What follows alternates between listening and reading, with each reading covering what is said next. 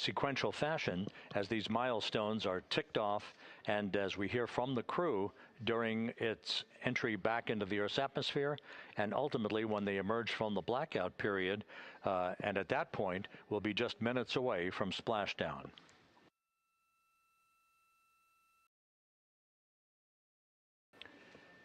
So with all of those preparations ongoing, we can return here briefly for another report from the USS John P. Murtha and Megan Cruz. Megan?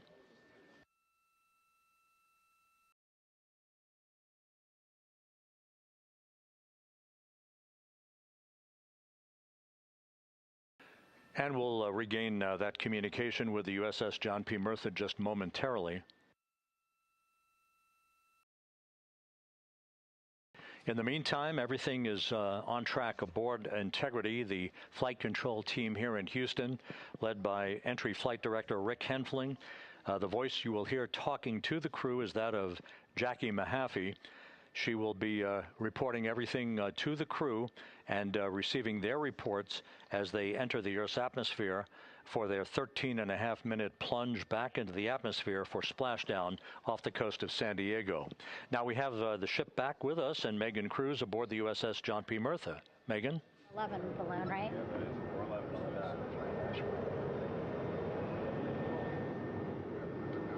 Hey, Rob, yeah, the excitement is really building here on the ship. I'm watching right now one of the weather balloons being lofted up from the ship. Again, weather balloons, very important for us to make sure that we are tracking the right kind of weather and also the data that's needed for what's called our Sasquatch team. Again, it's a team out of NASA that basically makes sure that the debris that comes off of Orion, again, some of those pieces of the parachute system, make sure that they don't fall on us here in the sea, and also our aerial assets, our folks in helicopters. So watching that float away right now. But with me right now is Captain Eric Kenny.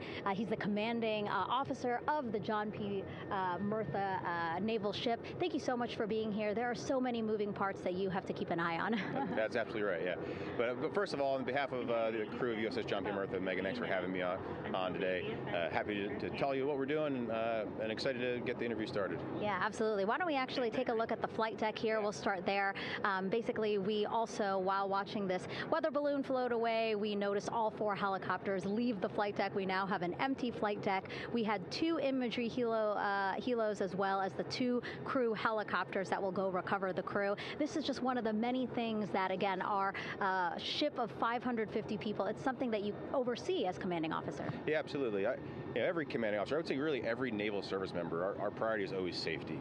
And as the commanding officer, I take that as one of my primary roles here on board. Mission accomplishment is important, safety always.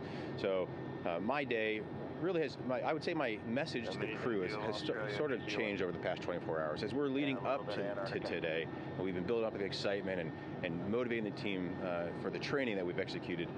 But really over the past 24 hours, now I'm trying to get us to slow down a little bit. Trust our training, right? Don't believe all the hype. Don't believe everything that's going on. Just let's trust what we've done to get to this point, and if we do that, we'll be successful today. Mm-hmm. And also part of the big success is obviously the coordination between NASA and the U.S. military. How does it feel being able to support the human space program we have? Yeah, I mean, since 1959 with Mercury, Gemini, Apollo, the history between NASA and the Navy has been in lockstep. But like any other skill, if you don't practice it regularly, that skill atrophies. So we've had a few decades off from that.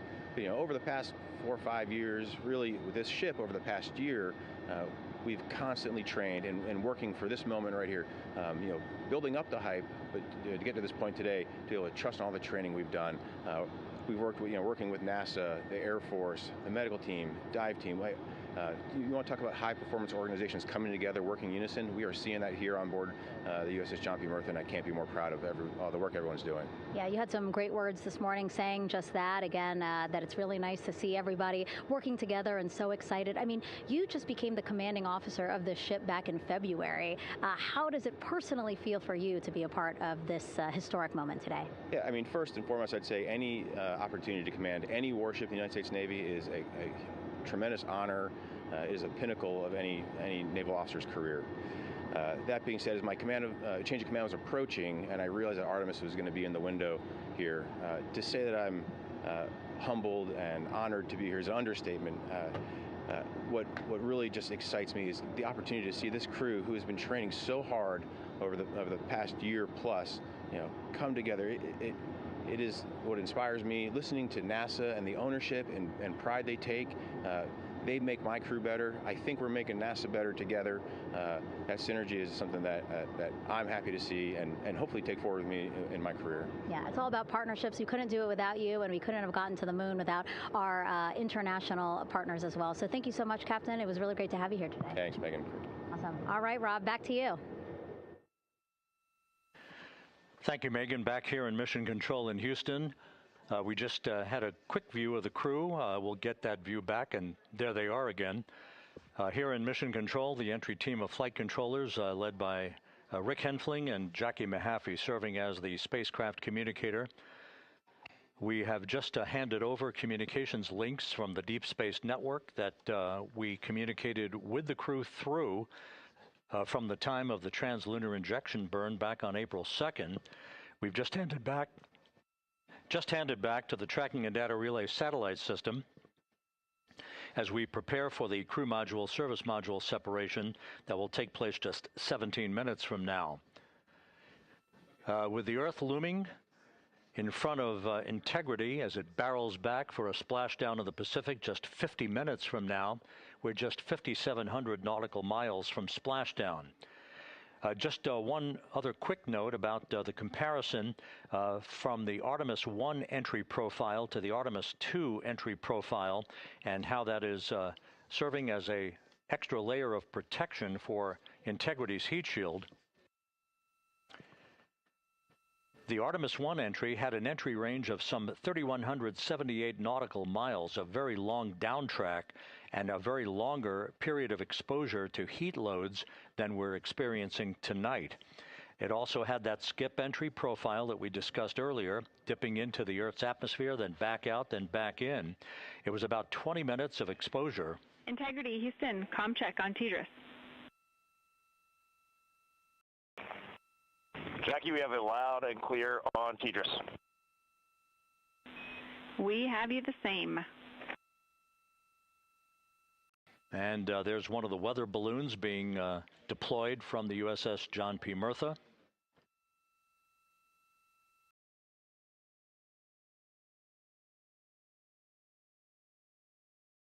So the Artemis I entry had the vehicle. Any update on GPS? We haven't seen a track in yet.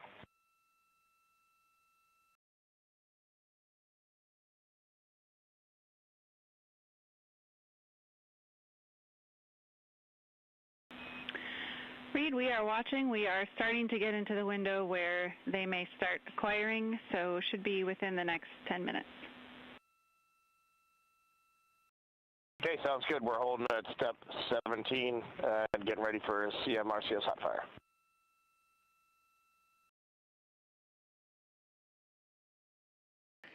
And that exchange indicating that we are expecting to acquire data from the GPS system on board. That'll be a navigational tool that will basically tell Integrity's computers that they're on track down the center line of the corridor for the entry interface that will lead them to their splashdown point. Once again, the Artemis I entry exposed the heat shield for about 20 minutes of peak heating. For Artemis II, we're going to reach a downtrack distance of 1,701 nautical miles from the point of entry interface with just 14 minutes of duration. And it's basically a different angle of attack, a little bit steeper angle of attack that will protect the heat shield from excessive heat loads. So that is the difference between Artemis I and Artemis II, all designed into this mission to gather data, to protect the heat shield, since the Artemis III mission and beyond will have a different designed heat shield that will allow that skip entry type of profile to be resumed for all of the future missions coming back from the south pole of the moon when we initiate lunar landings. So we've handed over to the Tracking and Data Relay satellite system. That's where we'll have communications for the rest of the flight. Just to give you some time hacks here, we're 13.5 minutes away from crew module, service module separation. and just 17 minutes away from the raise burn, that 19-second firing of the thrusters that will basically be the final fine-tuning of the angle of attack for Integrity as it enters the Earth's atmosphere.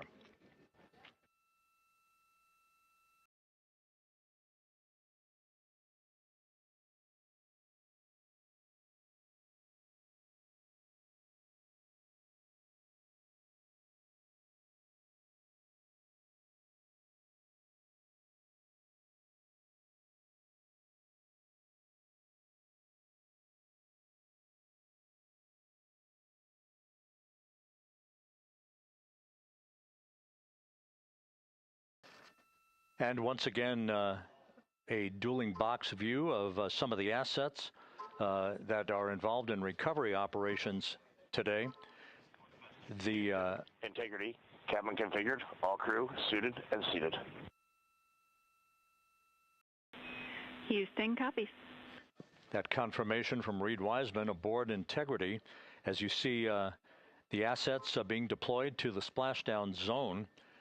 At the time of splashdown, we expect the John P. Murtha to be about 5 miles away from Integrity, keeping a safe distance until we are sure that the vehicle is in the water and upright, and that it is in a good configuration system-wide for the recovery teams to begin to approach the vehicle to erect that inflatable raft. 2 minutes to CM RCS warm-up hot fire. We're ready. That call from spacecraft communicator Jackie Mahaffey indicating that we're 2 minutes away from a quick burst of the reaction control system. Thrusters, that will be a hot fire test prior to the separation of the crew module from the service module. The European service module has performed flawlessly throughout this flight. Everything, all the burns that had been prescribed for that service module have been executed on time and without a problem. There is the European flight control room that has overseen the manufacturing, the design of the European service module. They deserve quite a bit of credit on this mission for not only propelling the Integrity and its astronauts toward the moon, but also conducting the fine-tuning of its trajectory to bring it to this point where we are dead spot on down the middle of the corridor trajectory-wise to bring Integrity down for its splashdown in the Pacific just 44 minutes from now.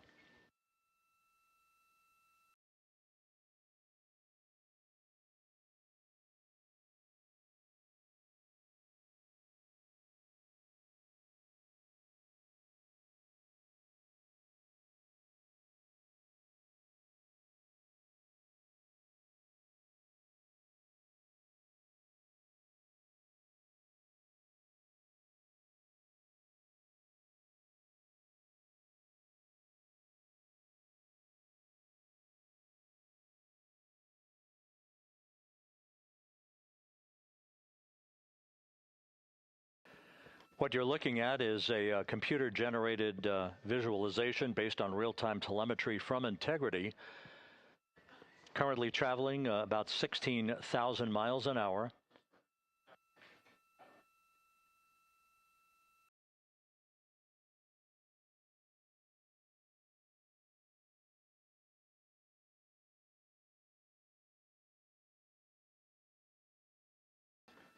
Integrity traveling about 16,000 miles an hour. For the prop cautions, we're taking a look. Copy that. Now just about 5,100 miles from Earth. Splashdown scheduled 43 minutes from now. We're just 9.5 minutes away from the crew module service module separation.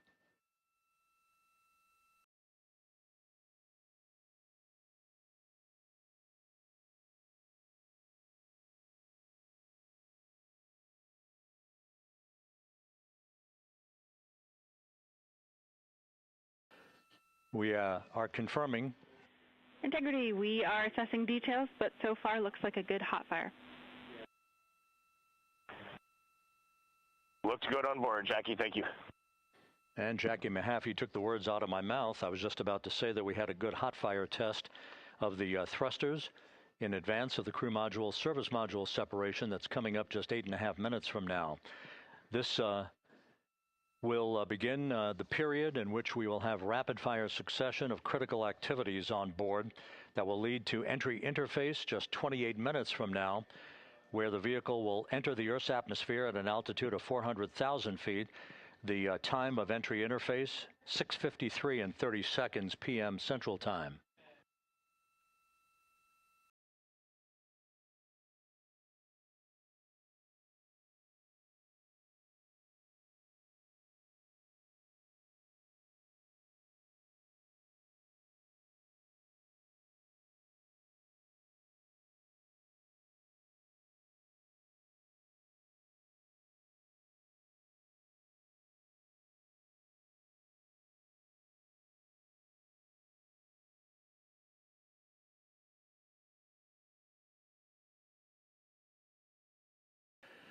Integrity's astronauts were awakened at mid-morning to begin their entry preparations.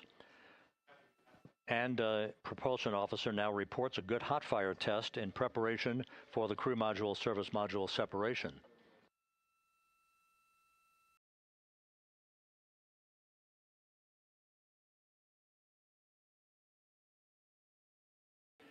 We're now inside 41 minutes until splashdown. Integrity Houston, we have confirmed a good CMRCS hot fire, and although we are not seeing GPS acquired yet, you can skip the troubleshooting steps in 157 for now. Integrity copies.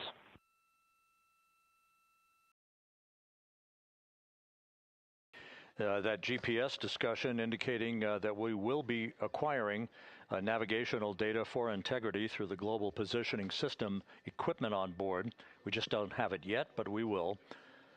All of Integrity's systems are in great shape to support its high-speed entry into the Earth's atmosphere. It, once again, will reach a peak speed of 24,661.21 miles an hour. You're calling GPS. We at least have GPS 1 looking good on board.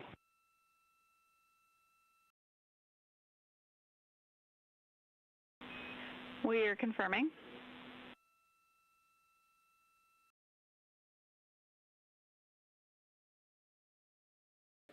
The guidance, navigation, and control officer here in Mission Control confirming that we have good lock on GPS data.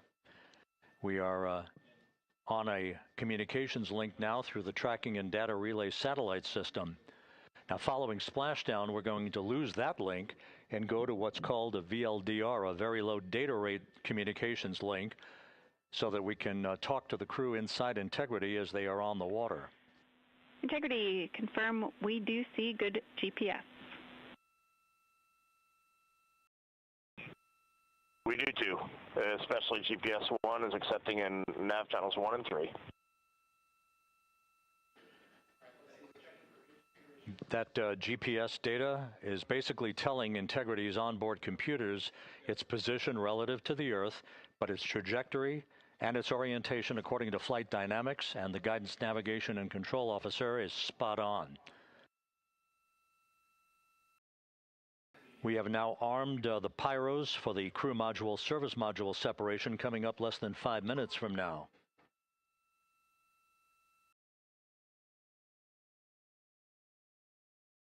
Once again, just 10 seconds after entry interface, we will see Integrity reaching its peak speed of 24,661.21 miles per hour. That will be just seconds before we begin a 6-minute blackout period. Integrity Houston, your vehicle is in a good config for CM-SM SEP and go for CM raise. Houston, we see the same on board and copy go for CM raise.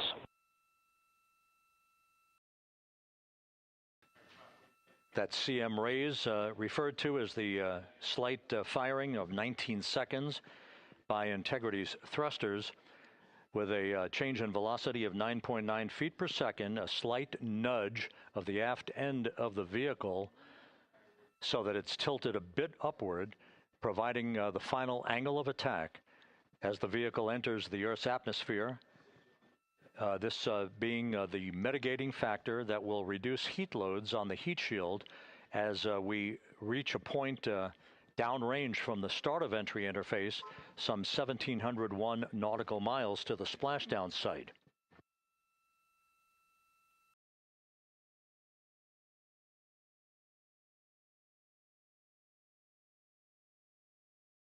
Integrity systems in excellent shape.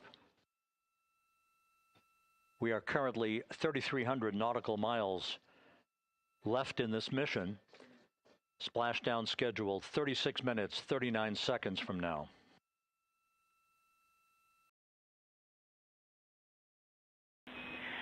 Integrity Houston, for the 2 enabled prop cautions, what happened is while the thrusters were firing, multiple pressure sensors on each of the strings diverged a bit from each other. Those limits look to be set pretty tight. We think it could happen again when the thrusters fire in the future, so we are going to suppress those messages. We concur with suppress, not inhibit. Thank you. That exchange between Jackie Mahaffey, our Capcom for tonight, and Reid Wiseman aboard Integrity, indicating basically to ignore sensor data. All of Integrity systems are in good shape.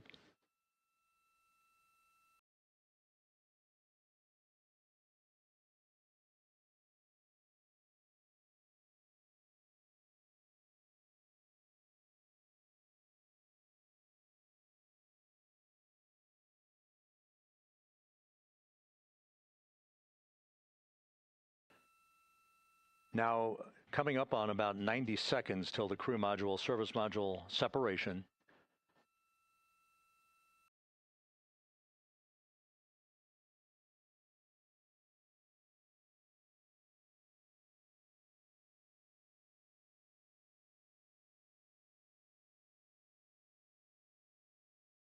All quiet here in Mission Control as we enter the most critical phase of the completion of this flight. All of the preparatory activities leading up to the vehicle entering the Earth's atmosphere just 21 minutes from now.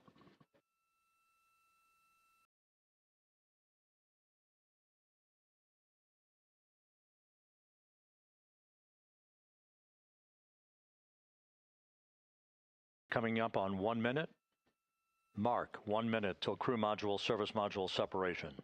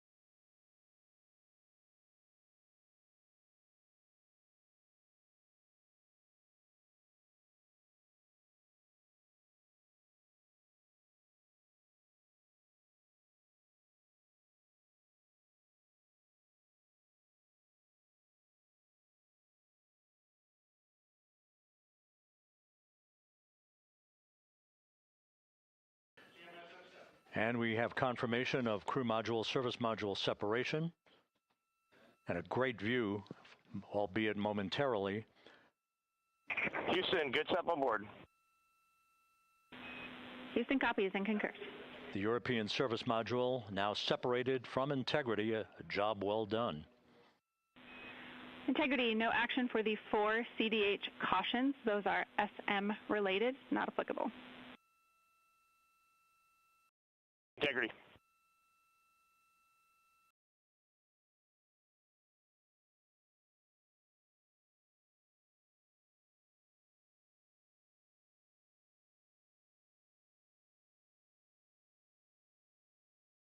So, with Integrity now flying free on its own for the remaining 32 minutes of this mission. Next up, the raise burn, a 19-second firing of Integrity's thrusters. GPS 2.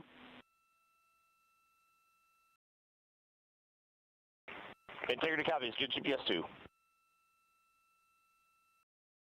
Coming up on the 2-minute mark until the rays burn. Again, this is the final tweaking of the orientation of Integrity to put it in the right angle, if you will, the angle of attack that it will fly in during its entrance into the Earth's atmosphere. Entry interface now just 18 minutes, 25 seconds away. This is a visualization, but driven by real-time telemetry.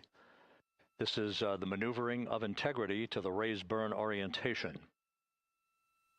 Just 2,800 miles from Earth.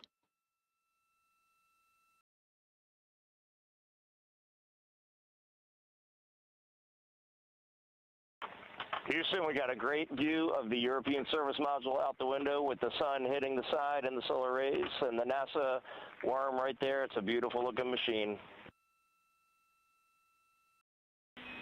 Roger.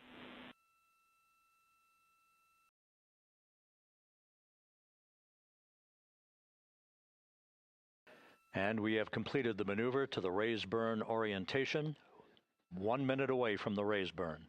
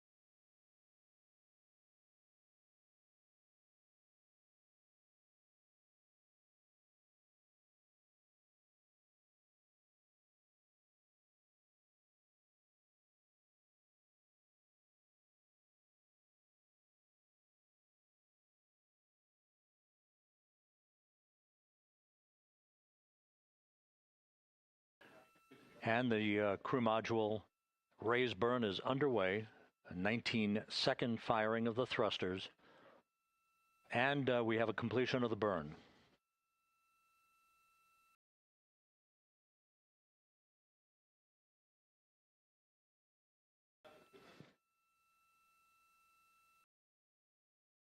Integrity, good. CM rays burn. Your flight path angle is within limits.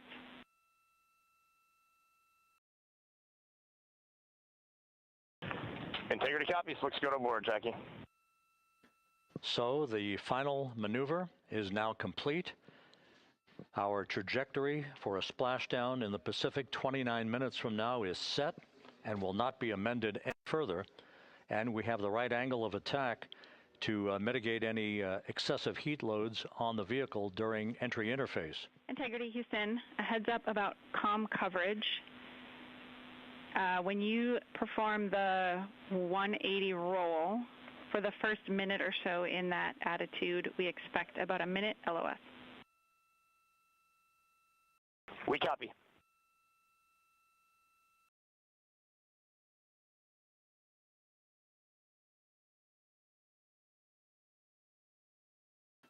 So for those who are watching the series of events coming up, we will enter the first traces of Earth's atmosphere 14 minutes, 45 seconds from now. 6:53 and 30 seconds is what is pegged for entry interface at an altitude of 400,000 feet, traveling at approximately 34,800 feet per second, range to touchdown or splashdown 1,701 nautical miles. 24 seconds after entry interface, we will enter a 6-minute blackout period in which we will lose communications with the crew. This is expected due to the buildup of plasma around the vehicle. That's an ionization effect due to the collision, if you will, of the velocity of the spacecraft with the friction of the Earth's atmosphere. That 6-minute blackout is expected to begin at 6:53 and 54 seconds p.m. Central Time. During that period of time, We will reach our peak speed of 24,661 miles per hour. That comes just short, based on unofficial data from the flight dynamics officer right now, will come just short of the velocity record set by Apollo 10 of 24,791 miles per hour in 1969. We expect peak heating on the vehicle at 6:54 and 52 seconds p.m. Central Time, a minute and 22 seconds into entry interface. At that point, we will be just 204,000 feet above the Earth, traveling at 33,000 feet per second. The blackout period is expected to last 6 minutes. We expect that blackout period to end at 6:59 and 55 seconds p.m. Central Time. From the end of the blackout period until splashdown, it is just 7 minutes, at which point we'll start deploying the series of parachutes to slow integrity down to an ultimate splashdown velocity of just 19 miles an hour. We see the same, waiting for the 180 rolls.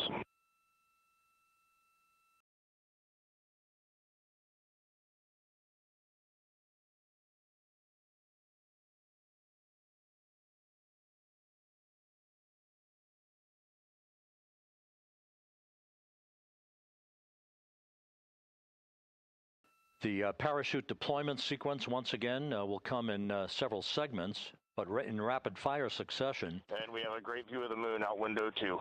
Looks a little smaller than yesterday. Guess we'll have to go back.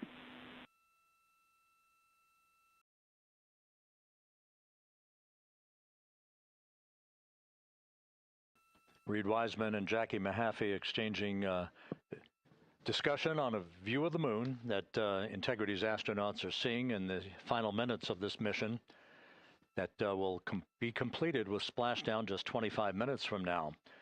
3 forward bay cover parachutes will be used to pull the forward bay cover off the top of the vehicle.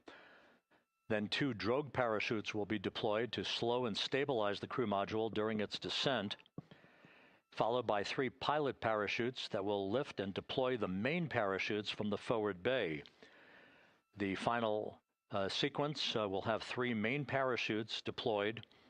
These will be 116 feet in diameter, each main parachute approximately 265 feet long when reefed. The parachutes will ultimately slow Integrity down from its peak speed of almost 33 times the speed of sound to a gentle 19 miles an hour at splashdown.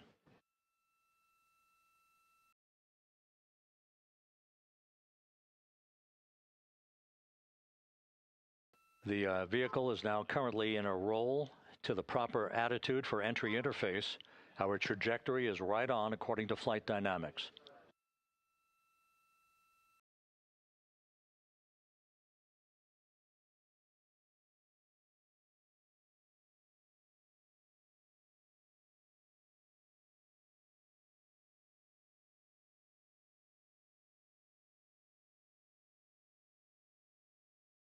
Integrity is on a trajectory from southwest and northeast across the Pacific Ocean, descending at a rate of 15,000 feet per second.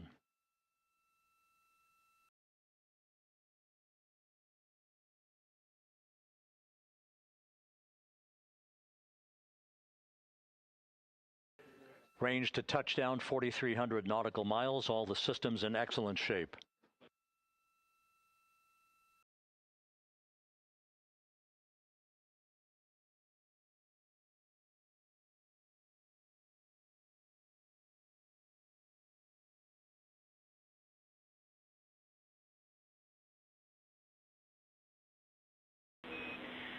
Integrity, Orion in the EI roll 180 attitude.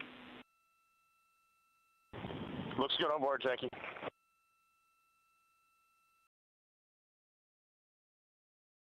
This view out of one of Integrity's windows. We had a call for 3 good barrows. Those are barometric pressure sensors that feed altitude and rate of descent information to Integrity's computers that will trigger the parachute deployment sequence. We are less than 9 minutes away from entry interface, 22 minutes from splashdown.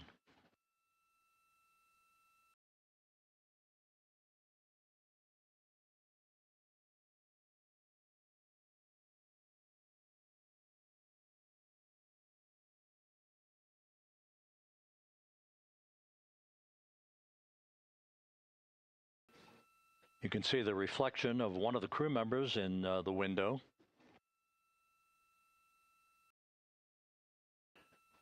Out in the Pacific, the weather conditions remain go.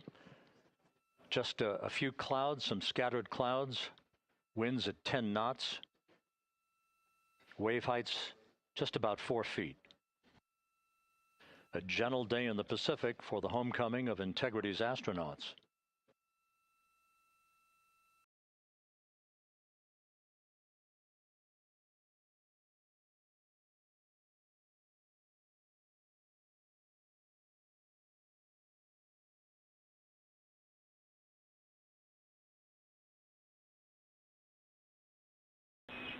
Integrity back in EI attitude.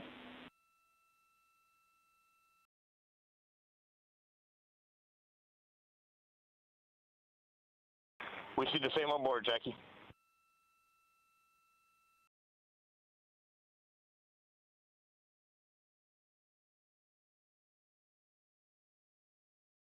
Houston, purge is complete. Crew and vehicle are configured for entry.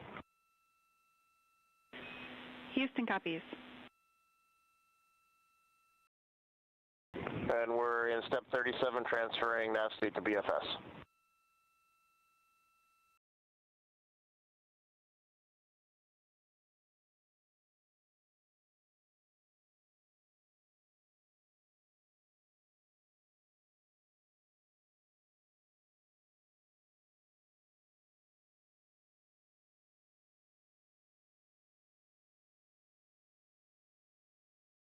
And Houston, in instruction 509, we are not below 0.2.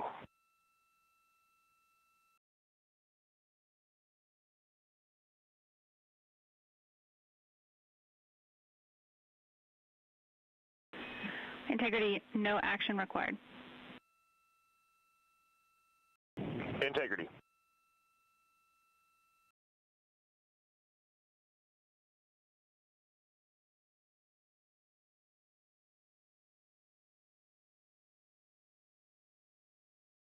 Now 6 minutes away from entry interface.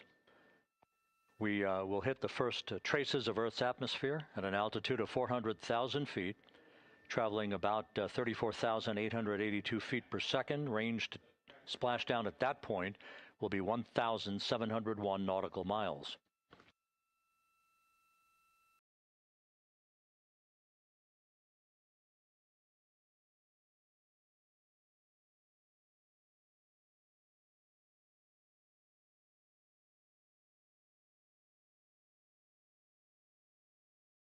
And once again, just a reminder, some 24 seconds after entry interface, we do expect to lose communications with the vehicle and the crew during a 6-minute blackout period when a plasma shield will build up around the spacecraft due to the ionization, due to heating effects. And Flight Dynamics has just confirmed we will have a blackout period of exactly 6 minutes in duration. And once again, that's due to the fact that a plasma buildup around the vehicle will prevent communications and data, so we will not be able to talk to the crew members at that time, nor will we receive data here in the flight control room. Houston, everything is looking good on board. Just confirm no pre-EI downloads. Houston concurs. That blackout period to begin at 6:53 and 54 seconds p.m. Central Time, and again will last about 6 minutes in duration.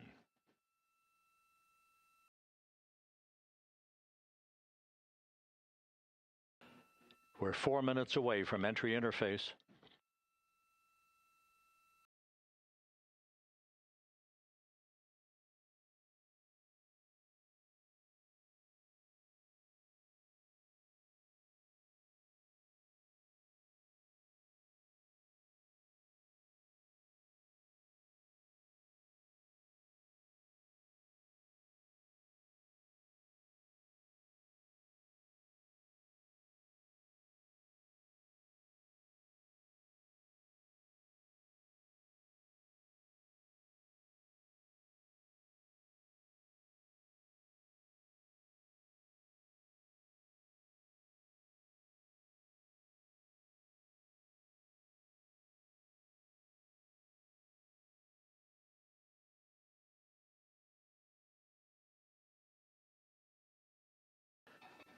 This view from Integrity as it crosses from southwest to northeast across the Pacific Ocean, 3 minutes from entry interface.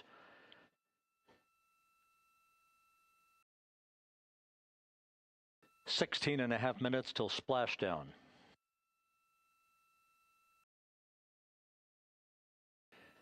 The USS John P. Murtha and the recovery team is on station and in position, as are the airborne imagery assets that we hope to receive imagery from as Artemis enters the Earth's atmosphere and through parachute deployment.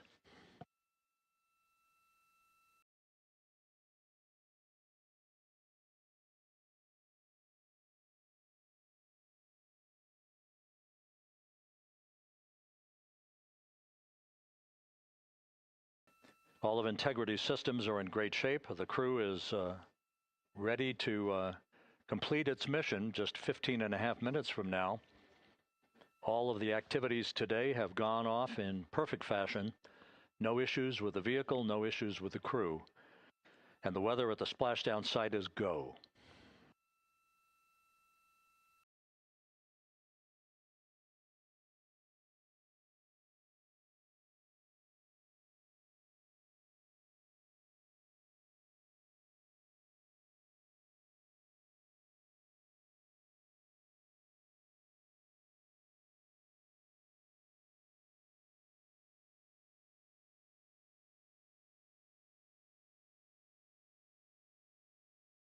Coming up on 1 minute until entry interface.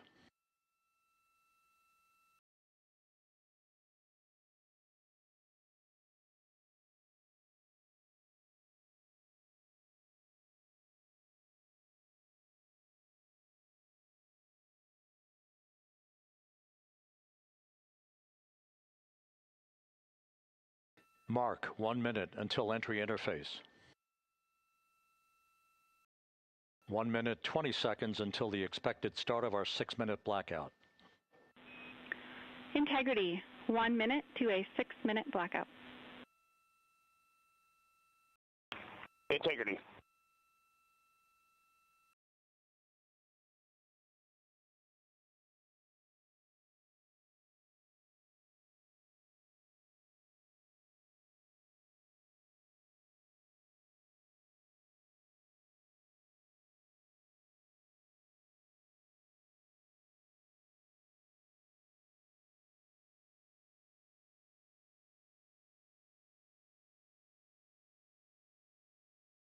Ten seconds till entry interface.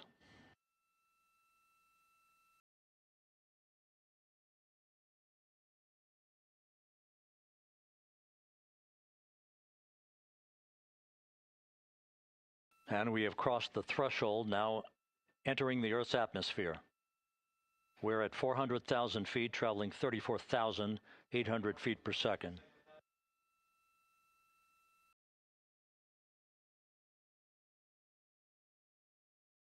Time to splash down, 13 minutes, 10 seconds.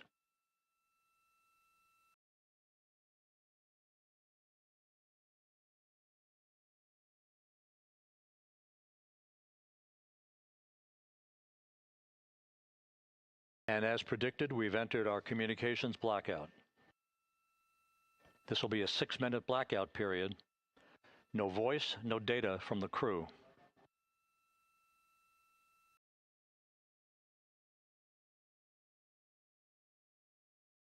We're 30 seconds away from the anticipated point of peak heating on the vehicle, where temperatures will rise to about 4,000 to 5,000 degrees Fahrenheit. This is the true test of our trajectory.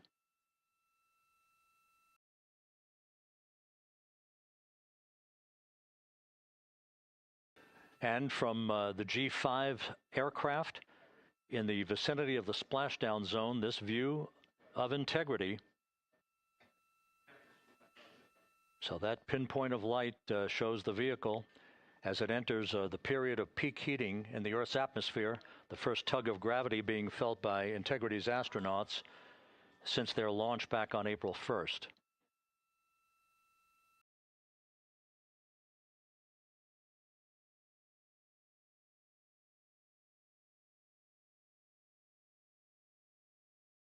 4.5 minutes until the end of the blackout period. Time to splashdown, 11 minutes, 33 seconds.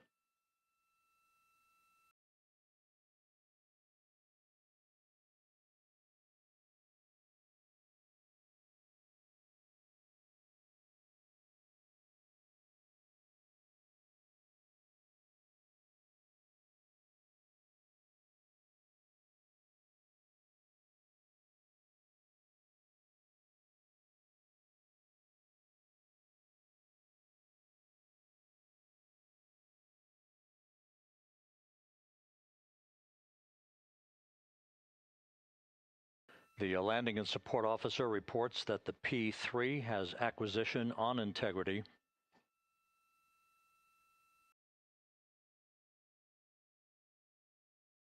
Three and a half minutes left in this blackout period. This is a visualization of the plasma buildup around the spacecraft and the repelling of that heat on Integrity's heat shield.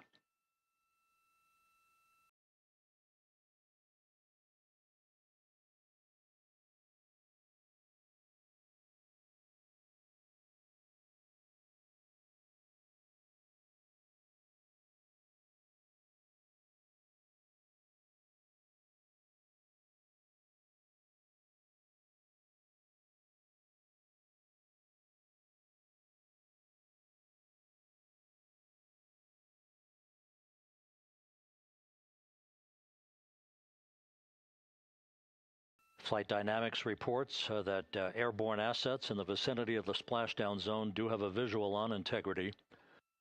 Still 2 minutes and 40 seconds left in our blackout period. Time to splashdown, 9 minutes, 35 seconds.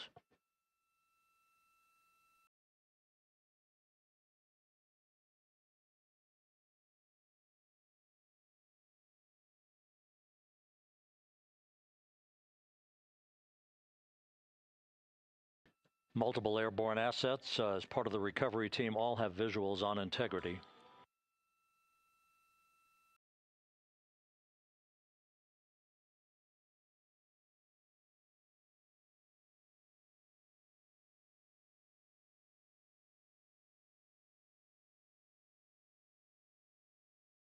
And the WB-57 flying in the splashdown zone also has a visual. And the Navy helos also have visuals.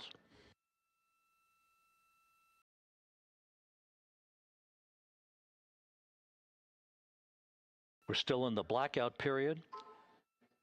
Still do not have communications from the crew.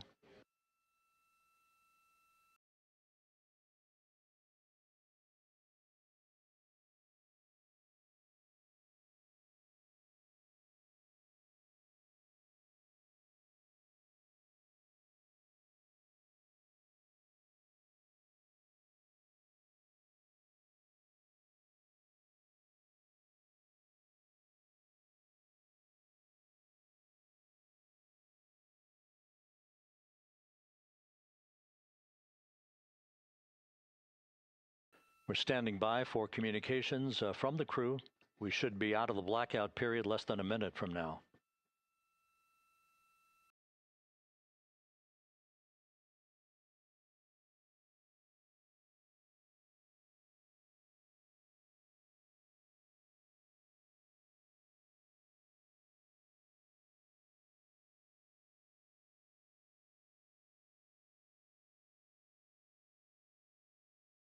We are now processing data from Integrity.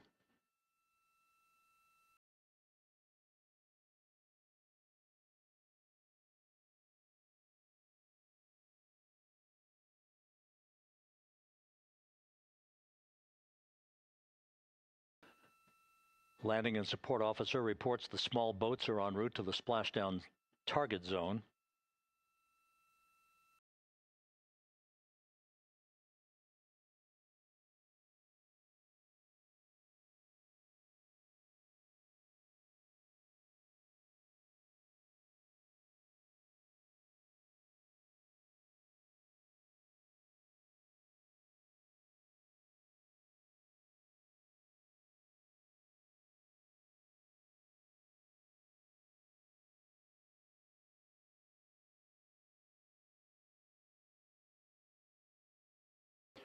Passing through 150,000 feet, our trajectory is perfect. We're getting intermittent views of integrity. Still waiting to establish voice communication.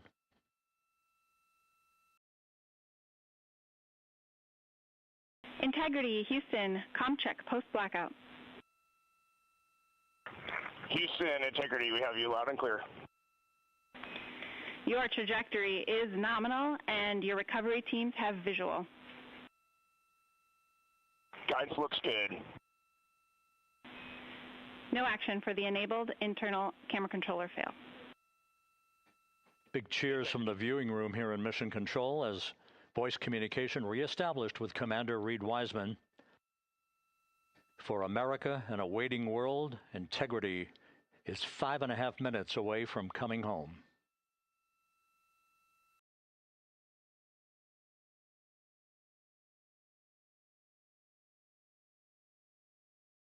Passing 100,000 feet now. Range to splashdown 19 nautical miles.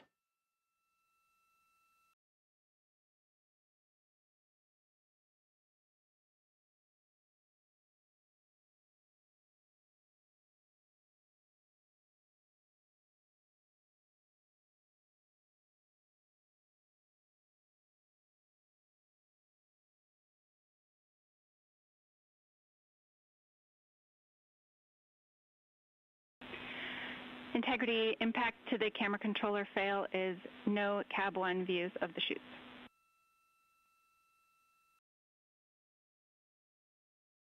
Integrity. We're processing good data through the GPS system. A good view of Integrity, time to splashdown 4.5 minutes.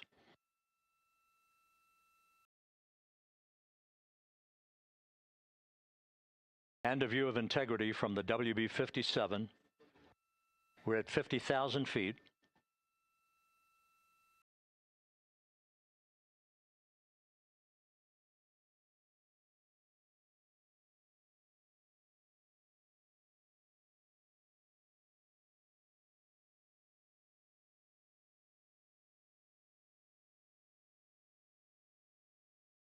The pyros are armed for forward bay covered jettison.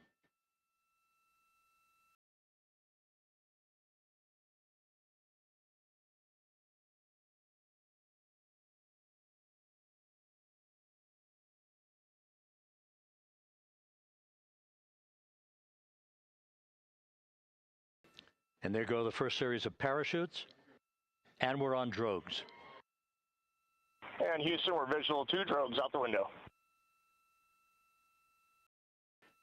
2 good drogue chutes. Next up. We copy, we see them. Next up, the deployment of pilot parachutes that will pull the main chutes out.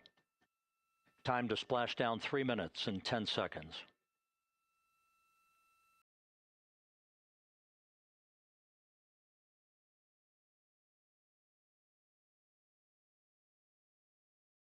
Perfect descent rate according to flight dynamics. Good rates on 2 drogues. We see the same on board.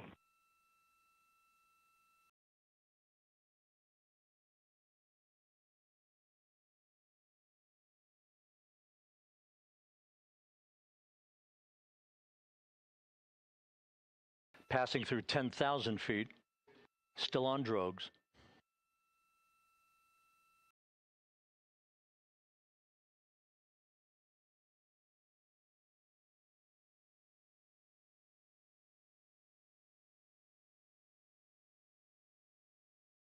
Main chute deploy. We're at 5,000 feet.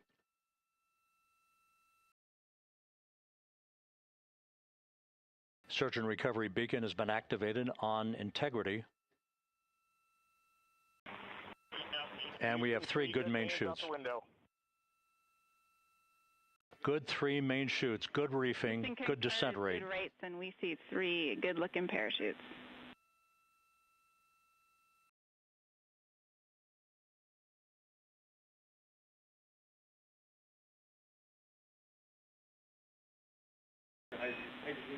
Integrity, cabin pressure indicates no need for hydrazine checks. Integrity copies. This is a perfect descent for Integrity. Its crew sounding hale and hearty on board. Time to splash down 1 minute, 15 seconds.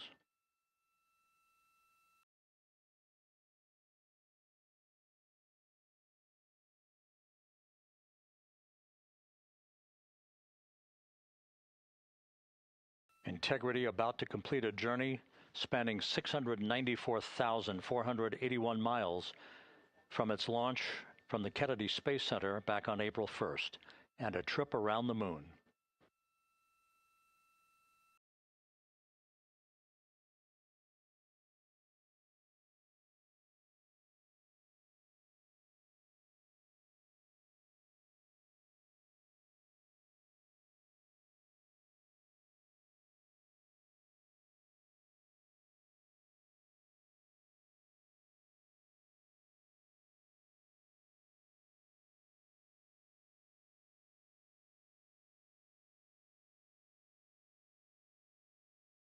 Passing through 1,000 feet.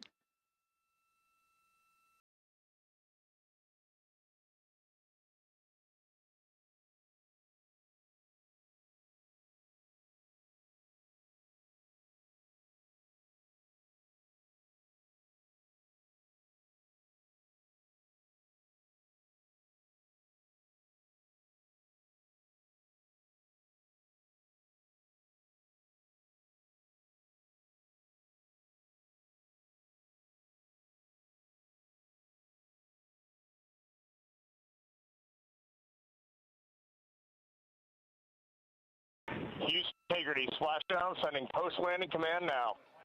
Splashdown confirmed. Copy splashdown, waiting on VLDR. Splashdown confirmed at 7:07 p.m. Central Time, 5:07 p.m. Pacific Time. From the pages of Jules Verne to a modern-day mission to the moon, a new chapter of the exploration of our celestial neighbor is complete. Integrity's astronauts back on Earth.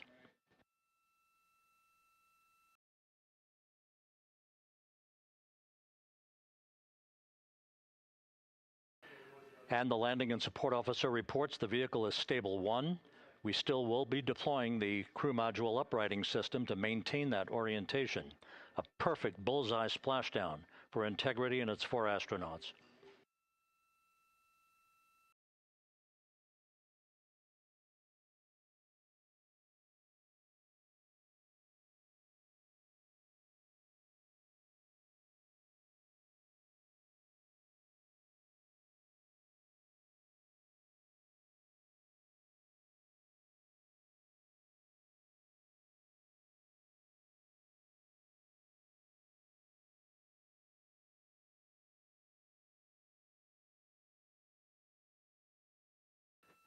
The unofficial splashdown time, 7:07 and 47 seconds p.m. Central Time. We'll get that refined for you.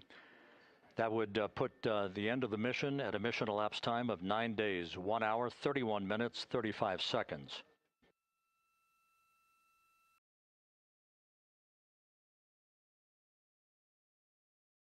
And we're configuring for very low data rate.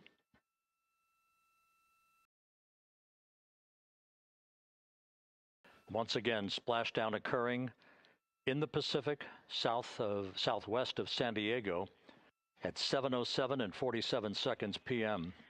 Integrity Houston, comm check on VLDR.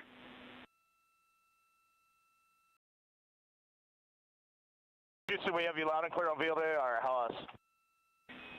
We have you the same. We'll meet you over in post-landing. Perfect communications established. A journey. We are stable 1, 4 green crew members. Houston copies all. Reid Wiseman reporting 4 green crew members. That is not their complexion. That is the fact that they're in great condition. That's what that means. So stable 1, upright. The crew module uprighting system is being deployed. The 5 airbags being inflated through helium to maintain the upright configuration for the vehicle. This was a textbook entry and a textbook touchdown for Integrity Reid, Wiseman, Victor Glover, Christina Koch, and Jeremy Hansen back on Earth after a journey around the moon.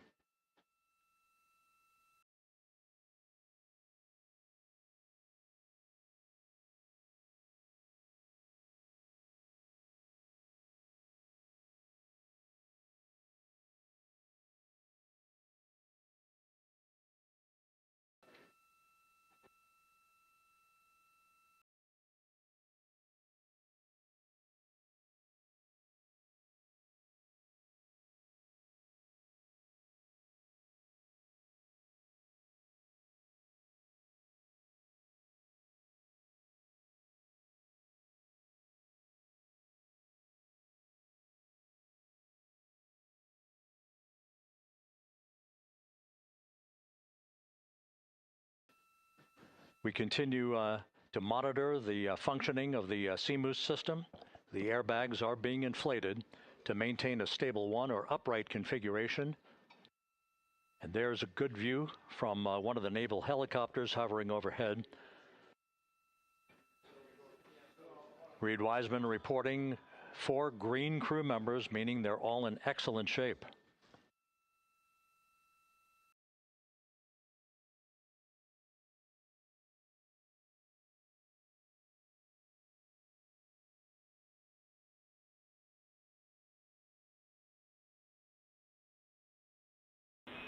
Integrity Houston for SAR beacon and radio.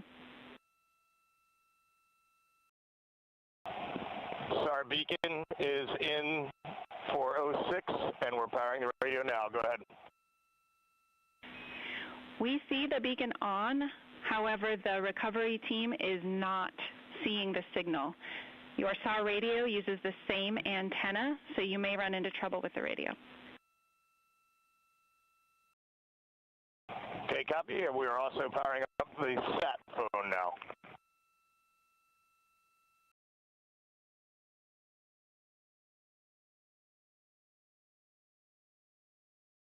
So Integrity is in great shape, and as the crew continues its post-splashdown timelined activities on board, Reid, Wiseman once again reporting that all 4 crew members are in excellent shape. And we have 5 inflated airbags to maintain an upright configuration so that the recovery team can now begin a slow approach to the vehicle. Meanwhile, here in the flight control room, Entry Flight Director Rick Henfling is polling his team of flight controllers for the start of powering down the vehicle after a thorough systems check. We have no toxic gases to be concerned about, so the recovery personnel can approach the vehicle, but not until we have powered down the spacecraft. That's expected to take a few more minutes.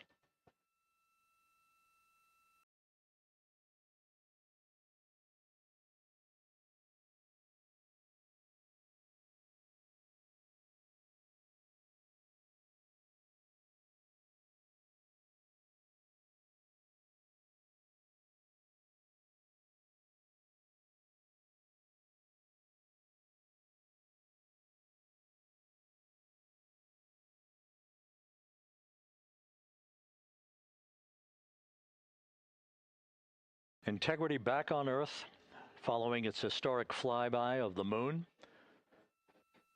It was, for all intents and purposes, a textbook mission. On 28, but I'll remain on this frequency. We copy.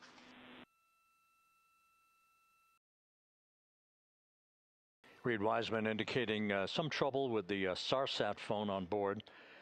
But that's not an issue. What is more important is that the vehicle is solid. No issues as we begin the power down of the vehicle to begin the recovery process.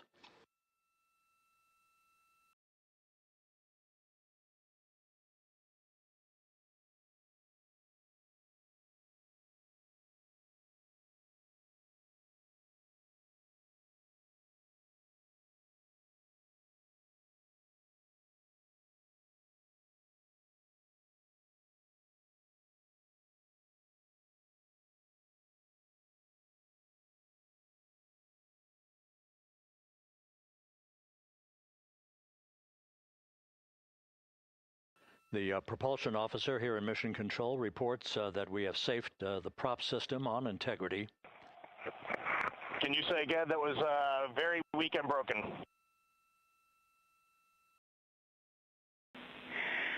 Integrity, Houston did not call.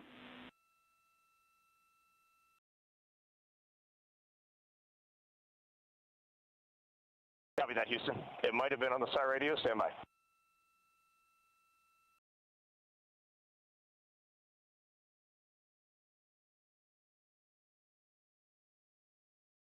All of the milestones were executed in perfect fashion. Integrity entering the Earth's atmosphere right on time, reaching its peak speed shortly after a blackout period began. We emerged from the blackout period, but the recovery imagery airborne assets were able to pick up Integrity's descent almost immediately through entry interface, tracking the vehicle all the way down. And finally, you saw the sequence of chute deployments. First, the forward bay cover being pulled off the top of the vehicle by a series of 3 parachutes. Then the drogue chutes were deployed, followed by the 3 main chutes that slowed the splashdown velocity of Integrity to just 19 miles an hour.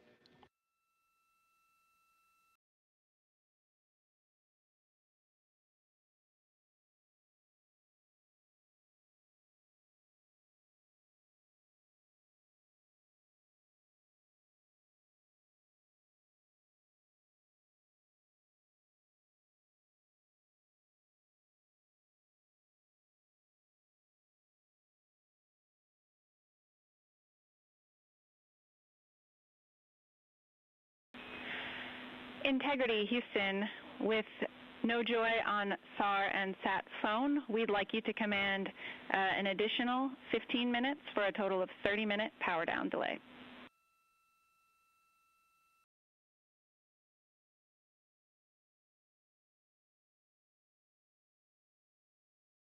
All right, Jackie, we have selected T/D+30.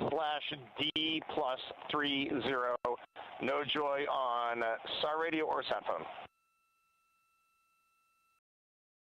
And stand by, we have the master diver on SAR radio. Please hold comms. Hey, Lily, excuse me, hey, Jackie, we just got the master diver on SAR.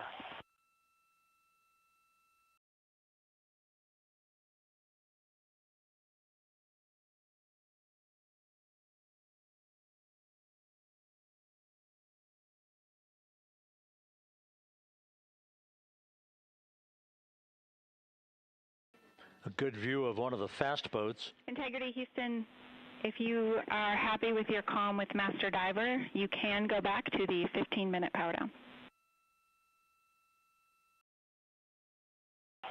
Okay, stand by. Yeah, we'll confirm here in a second. The crew on board Integrity coordinating with the flight control team in Houston here in Mission Control on the timing of the power down of the vehicle, which will be the precursor to the recovery teams approaching the spacecraft. There are no issues with Integrity.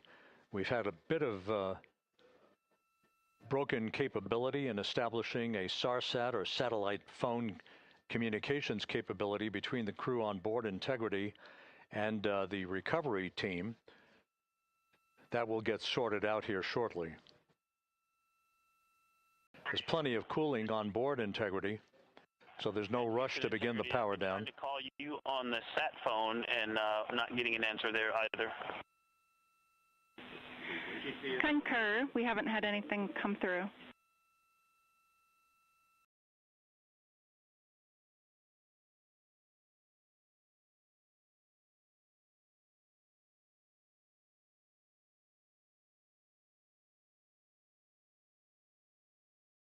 And Houston, if you could relay to recovery that we hear them, but it does not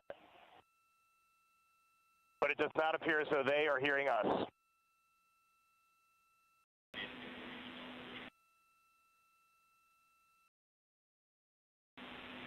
Houston copies, and Reid, just to confirm, you are pushing the PTT on the radio.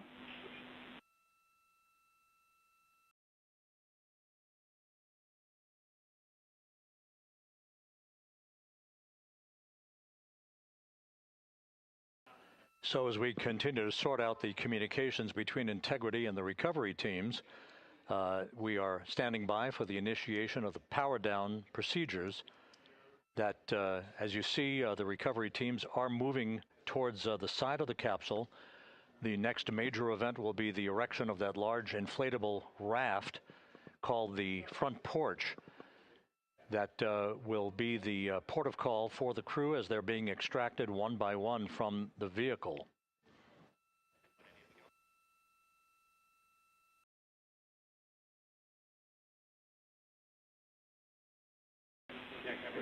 Integrity Houston, for sat phone, we are going to attempt to call you.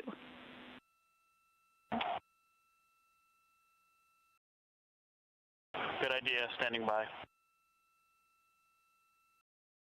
And Jackie, yes, we are pushing the push to talk, the two buttons on the left side of the radio below the up-down arrows. We are utilizing them. I'm rebooting the radio to see if we get good comms. Okay, we copy all, and just to confirm, you are seeing that you are touchdown plus 3030 for power, correct? That's the affirmative.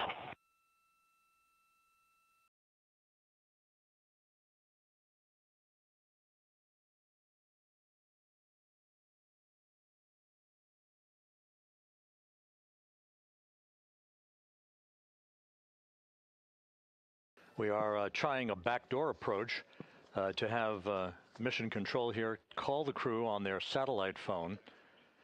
This is all part of the coordination for the power down of the vehicle that will initiate the actual recovery operation. The first boats with the Navy divers on board are standing by, waiting to close in on Integrity to begin the process of erecting the large inflatable raft that's called the front porch that will be where the astronauts are extracted from so that they can have a few minutes to get their land legs back before they're hoisted aboard the Navy helicopters for the flight back to the deck of the USS John P. Murtha. Cannot reply.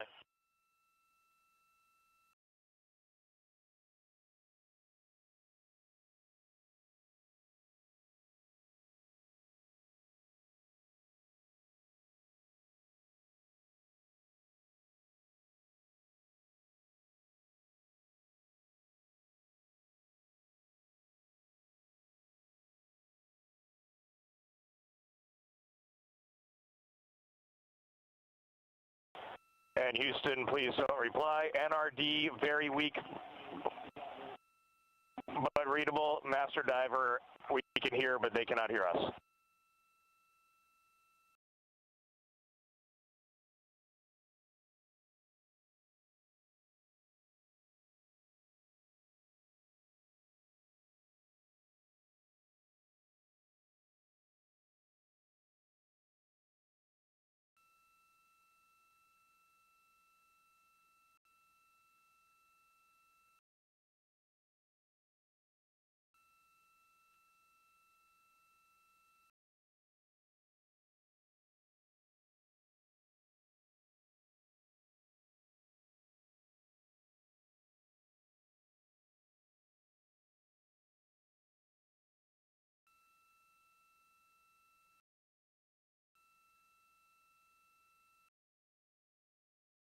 And Houston on OE1, is there any chance to tie us into NRD?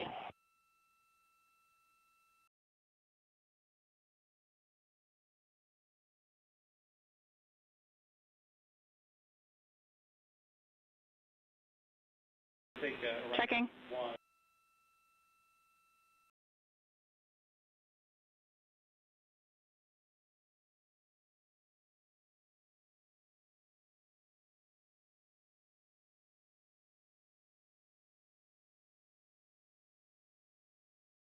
This is Mission Control Houston. While we stand by for the establishment of communications between Integrity and the recovery team that is basically standing by very close to the spacecraft, we're going to go to the deck of the USS John P. Murtha, where Megan Cruz is standing by with Administrator Jared Isaacman.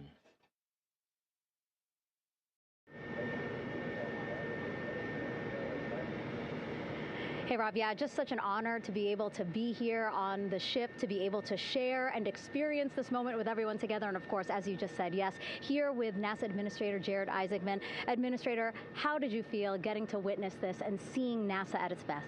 Oh, I mean, I'm honestly, I'm still at a loss for words. I mean, you know, like the childhood Jared right now can't believe what I just saw. I mean, almost been waiting my whole lifetime to see this, and then it's NASA Administrator. I just couldn't be more proud of the entire workforce, the years, the effort, the late nights, all the hard work from across the country that contributed to this incredible moment right now. And yeah, incredibly grateful too for our teams here on the John P. Murtha right now. Yeah, look at them behind us here. We got everybody. Hey, what do you guys think? We just brought some astronauts back from the moon, huh? Unbelievable. Thank you. Yeah, so grateful to the Navy, the sailors that are here, the NASA teams. I mean, this is a joint effort that's on their way right now. These recovery forces are getting out to our Orion spacecraft, to Integrity, to get our astronauts back on the ship safely. Yeah, and this is not just an accomplishment for NASA. This is an accomplishment for humanity. Again, a historic mission to the moon and back. How does this make you feel, and what do you hope people take away from this? Well, I'll tell you, you know, I think about the crew members that we've all had an opportunity to observe over the last 10 days, right? I mean, they're absolutely professional astronauts. I mean, wonderful communicators, almost poets. But then I think these were the ambassadors from humanity to the stars that we sent out there right now. And I can't imagine a better crew than the Artemis II crew that just completed a perfect mission right now. So yes, it's a huge moment for everybody, right? I mean, we are back in the business of sending astronauts to the moon, bringing them back safely, and to set up for a series more. I mean, this is not a once in a lifetime, which you hear sometimes around here. It's like, this was a once in a lifetime. No, it's not. This is just the beginning. We are going to get back into doing this with frequency, sending missions to the moon until we land on it in 2028 and start building our base. Yeah, are we going to build on the momentum for Artemis III? I mean, it's just around the corner. Absolutely. So, I mean, that's, you know, part of me too. Like, I can't wait to get the crew off of Integrity right now, but also getting Integrity back on this ship so we can start taking a look at it, because all that data is so precious to us right now. I mean, we are going to definitely want to take a good look at the thermal protection system. We're going to want to download all the data they couldn't transmit back to us and use that to inform Artemis III. But we're already making progress, right? You had SRB segments already showing up at KSC. Core stage for Artemis III is rolling out on April 20th. We're getting Mobile Launcher 1 back in vehicle assembly building. So yes, there is a lot to celebrate right now on a mission well accomplished for Artemis II, and at the same time, we got to start getting ready for 3. Amazing. And last question, you know, for people who joined us for all 10 days to see what we can accomplish together with our international partners, what do you think about the fact that we're going to keep doing this more and more and more? It's incredibly exciting. I mean, yes, it's the contributions, like the best and brightest across the NASA workforce from across the country, our industry partners, our international partners. We had a Canadian Space Agency astronaut on board in Jeremy. We had the European Service Module. And you think, in the days leading up to this launch, I mean, 48 hours prior to launching Artemis II, I was meeting with the Italian Space Agency. We signed a memorandum of understanding to build a habitation module on the moon. I mean, you have countries, all of our allies and partners coming together saying, we are committed to this effort, we are returning to the moon, we're doing it to stay, we are building that enduring presence, we are going to master the skills on the surface of the moon so someday we can undertake missions to Mars. It's just an incredibly exciting time, and we're not going at it alone, we're bringing everybody along with us. Absolutely. And speaking of everyone, one more time, we're going to ask the crew here, you guys ready to land on the moon? Awesome. I love that. Okay, well, thank you so much, Administrator. Appreciate you being here. We're, of course, going to stay on to watch the crew get extracted from Orion, so stay tuned, and we'll see you back here shortly.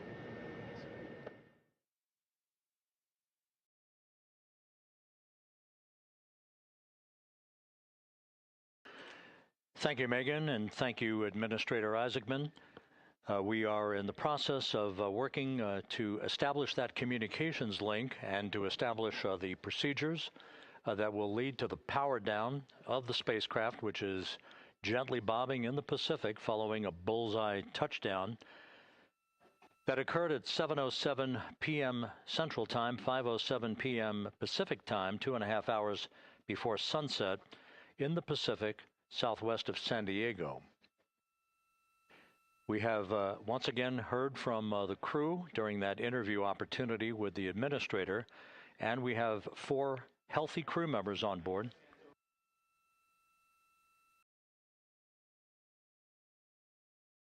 We now have confirmation that the vehicle has been powered down as per the procedures. So we have vehicle powered down, and the flight control team here in Houston, Flight Director Rick Henfling, has handed over mission authority to the Exploration Ground Systems team out in the Pacific. Now, we will physically not get off console with this team until the crew has been extracted into the front porch, that inflatable raft that will be erected along the side hatch of Integrity. So we're standing by for that in the next step in the recovery procedures. But everything is in great shape, and we have 4 healthy crew members on board the vehicle.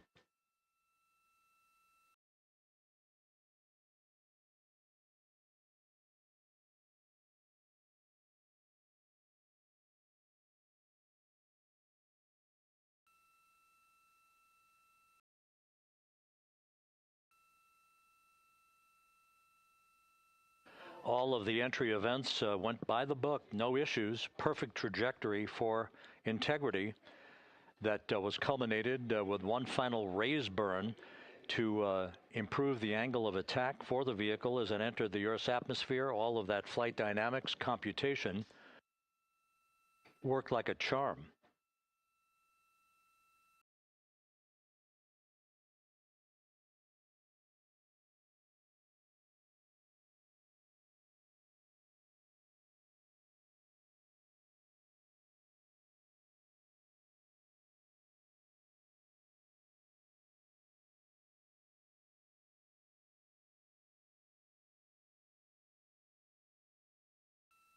So we are standing by for the recovery team to approach Integrity and begin the process of erecting that inflatable raft called the front porch, which will see the crew members be extracted from the hatch of Orion into that inflatable raft before they're hoisted aboard 2 Navy helicopters in a variety of different configurations. Each crew member will be hoisted in sequential fashion, in alternating fashion, 2 crew members for each helicopter before they turn around to head back to the John P. Murtha. Once on the deck of the ship, they'll be brought into medical bay for comprehensive medical exams. But Reid Wiseman has reported several times that the crew is in excellent shape.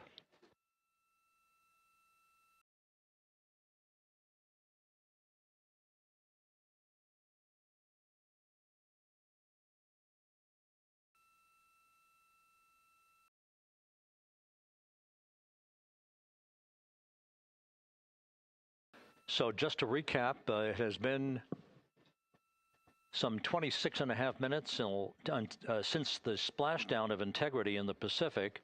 The vehicle is in excellent shape. It performed like a champ all the way down through the Earth's atmosphere. All of the vehicle functions were checked off in excellent trip hammer fashion. The parachutes all deployed as planned. Splashdown occurring at 7:07 p.m. Central Time, 5:07 p.m. Pacific Time.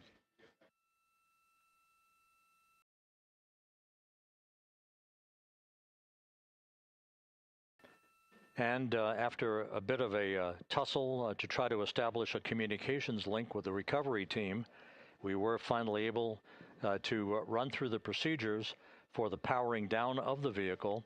We've handed over mission authority to the Exploration Ground Systems folks out in the Pacific, and the recovery team will be approaching the vehicle shortly to erect the inflatable raft called the front porch before opening the hatch to Integrity to bring the crew members onto that raft before they're hoisted onto two Navy helicopters, two crew members for each helicopter, before they're flown back to the deck of the USS John P. Murtha.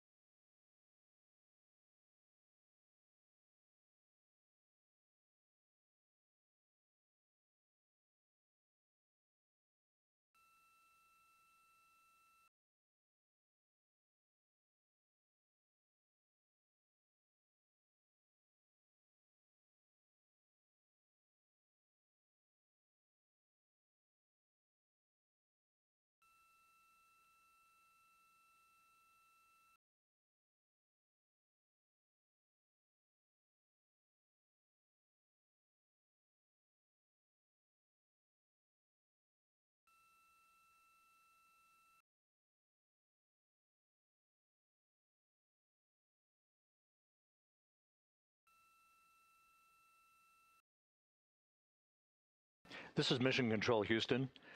After talking to the flight dynamics folks, we have a bit of a refinement on the splashdown time for you.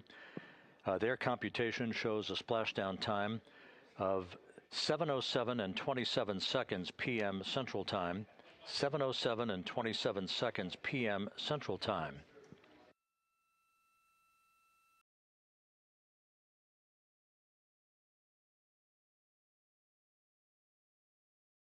That would equate to a mission elapsed time of 9 days, 1 hour, 32 minutes, and 15 seconds.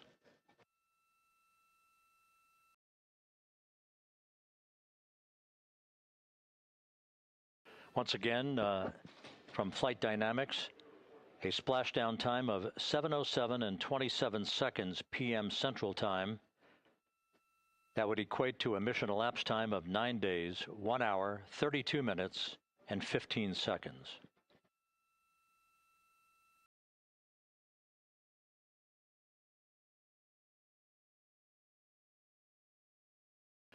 Reports from the Pacific indicate that the recovery team, in communications with the crew aboard Integrity, that the crew remains in excellent shape as they await the approach of the team for a final hazard gas evaluation before they move to the side of the vehicle to erect the inflatable life raft called the front porch.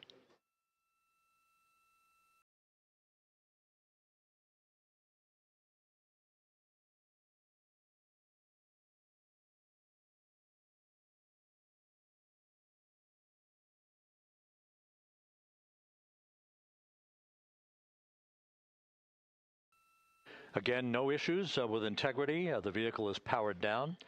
All of its systems are now safed We have handed over mission authority to the Exploration Ground Systems folks in the Pacific, but we will not stand down and have the entry flight control team depart its positions until that inflatable raft, the front porch, is erected, the hatch open, and the crew having exited the vehicle. So that's the next step in the recovery process that will lead to the hoisting of the crew members.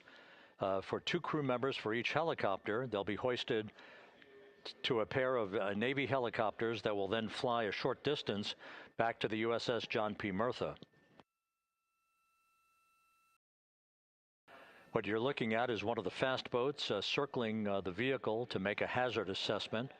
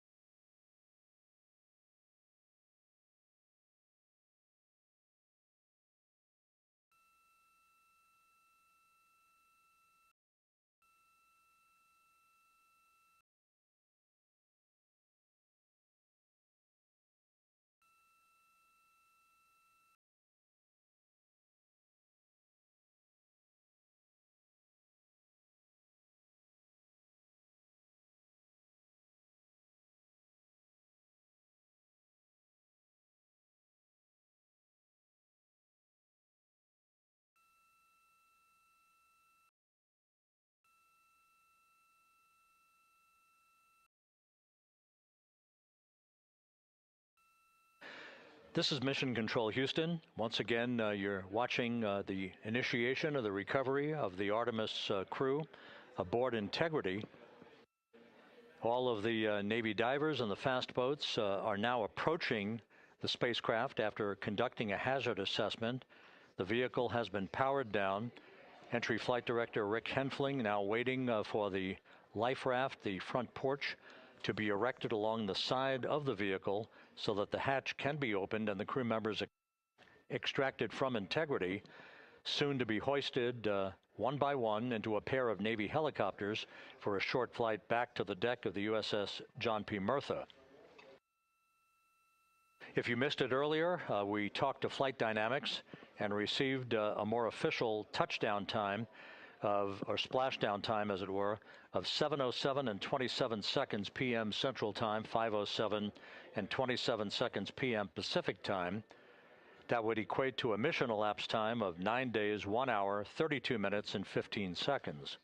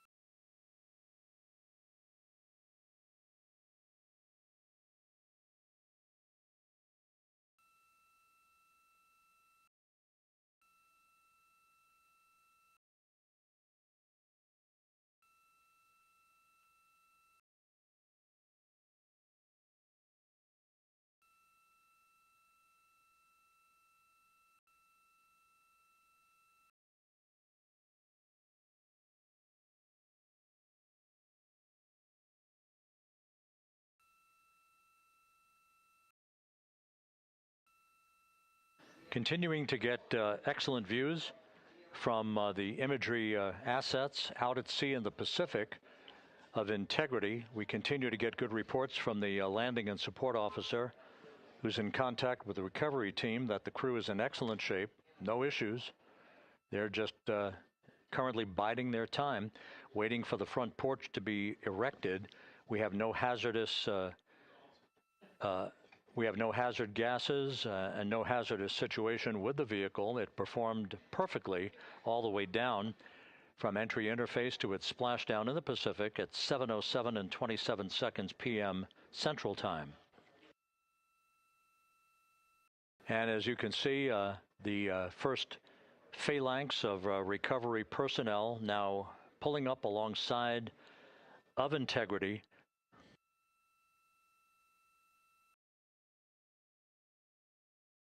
This includes Navy divers, a Navy flight surgeon, and other recovery personnel who have trained for several years for this recovery process.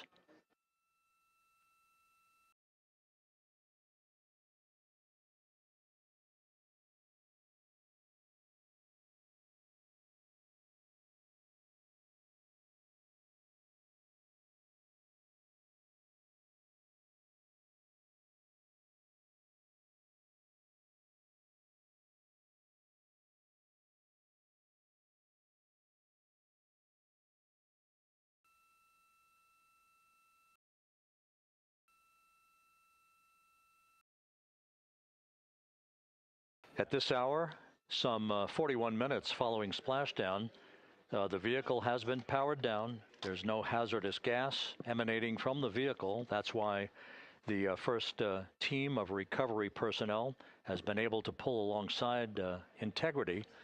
And the reports continue to come in that the 4 astronauts are in excellent shape.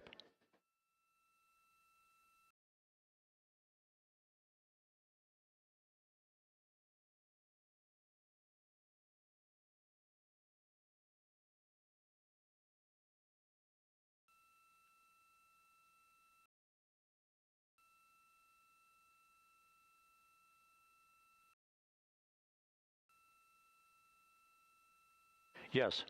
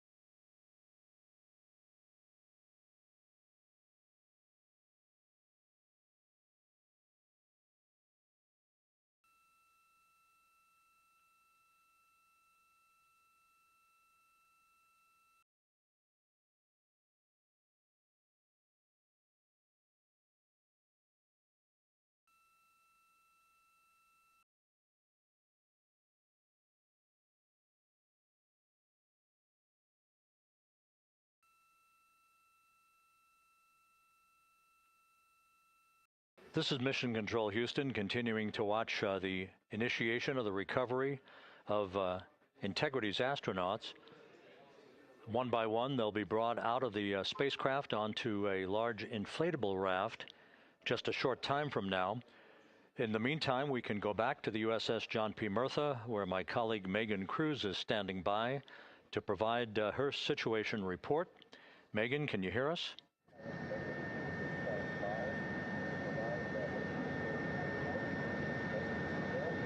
Hey, Rob. Yes, I can hear you. Thank you. Yeah, we're back here on the bow of the recovery ship, where there are still plenty of people peering out into the water. We are not very far from the action everyone is seeing on their screen now.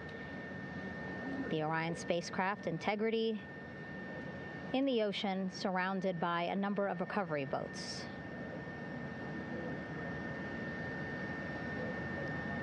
As Rob has been saying, in those recovery boats, NASA and Navy personnel specifically trained to get the astronauts out of Orion.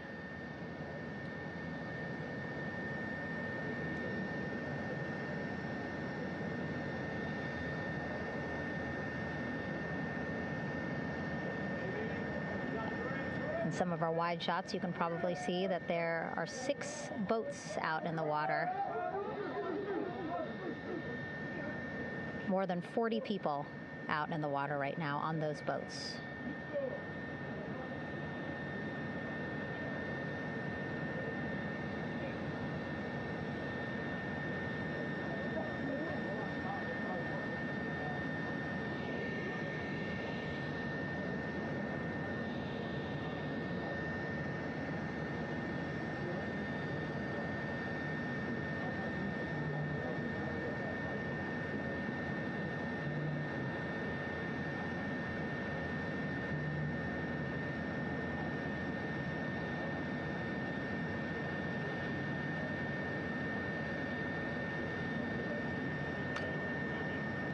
First order of business is to set up the front porch and the stabilization collar. You might also hear it referred to as a stab collar. Basically just to make sure that Orion stays upright, doesn't sway in the water too much, again, to make it easier for recovery forces to get the astronauts out.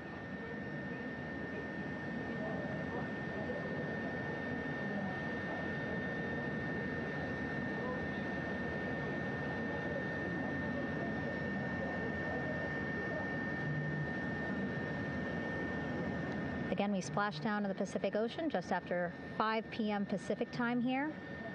It's a requirement by NASA to be able to get the crew out of Orion within 2 hours of splashdown. So doing great on time so far. Plenty of time. No rush either. I was speaking to NASA flight surgeon Rick Schuring earlier in this broadcast, and he said to me, no rush to get the crew out. Just want to make sure that they're feeling good. And whenever they're ready to take their step out of Orion and onto that large raft, the front porch, folks will be ready.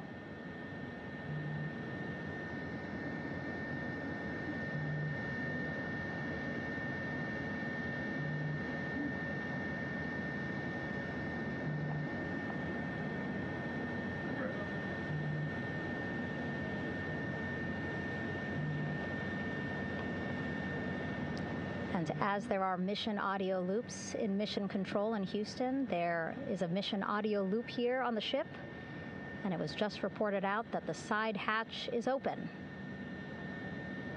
Side hatch of integrity is open. You're getting these beautiful shots from our aerial assets. The ship itself, where I'm on, just 3,000 yards away. Again, plenty of people on the boat here, glued to the side closest to where they can see all this action. And again, with just 3,000 yards separating us, great views from the bow here. You can see now that side hatch is open. One of the Navy personnel is about to get inside there.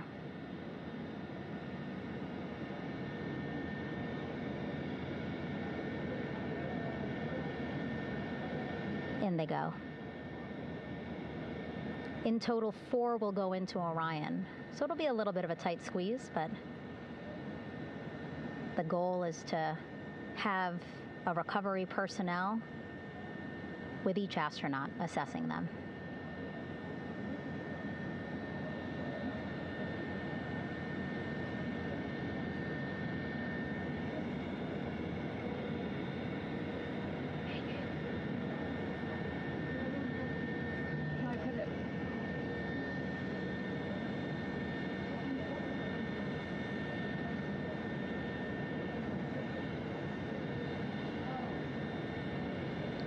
Boats getting closer now.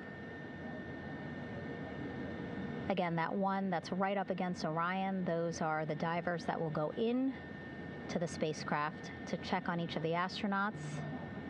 These other boats will begin doing a number of things, putting on that stabilization collar onto Orion, building that front porch. Eventually, they will retrieve the parachutes, as well as tow Orion back to the well deck of the recovery ship here.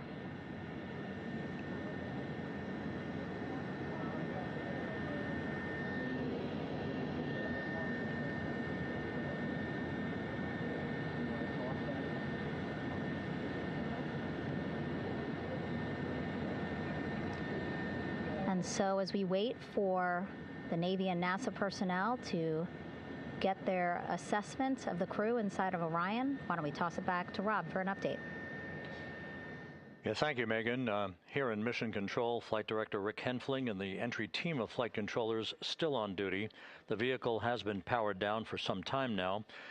There are no hazardous gases emanating from integrity. That, of course, allowed the recovery personnel to approach the vehicle and then open the hatch to begin the initial medical assessment of the crew, as you just indicated.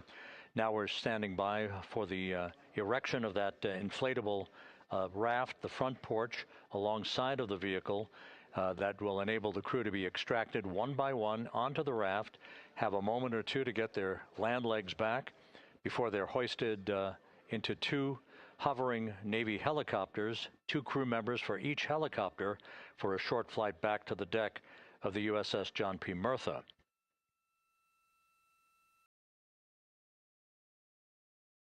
Integrity's systems operated flawlessly throughout the course of the approach to the Earth, the entry into the Earth's atmosphere, and all of the key milestones that followed in this high-speed return to Earth for Integrity, a mission that spanned more than 694,000 miles from the vehicle's launch from the Kennedy Space Center atop the Space Launch System back on April 1st.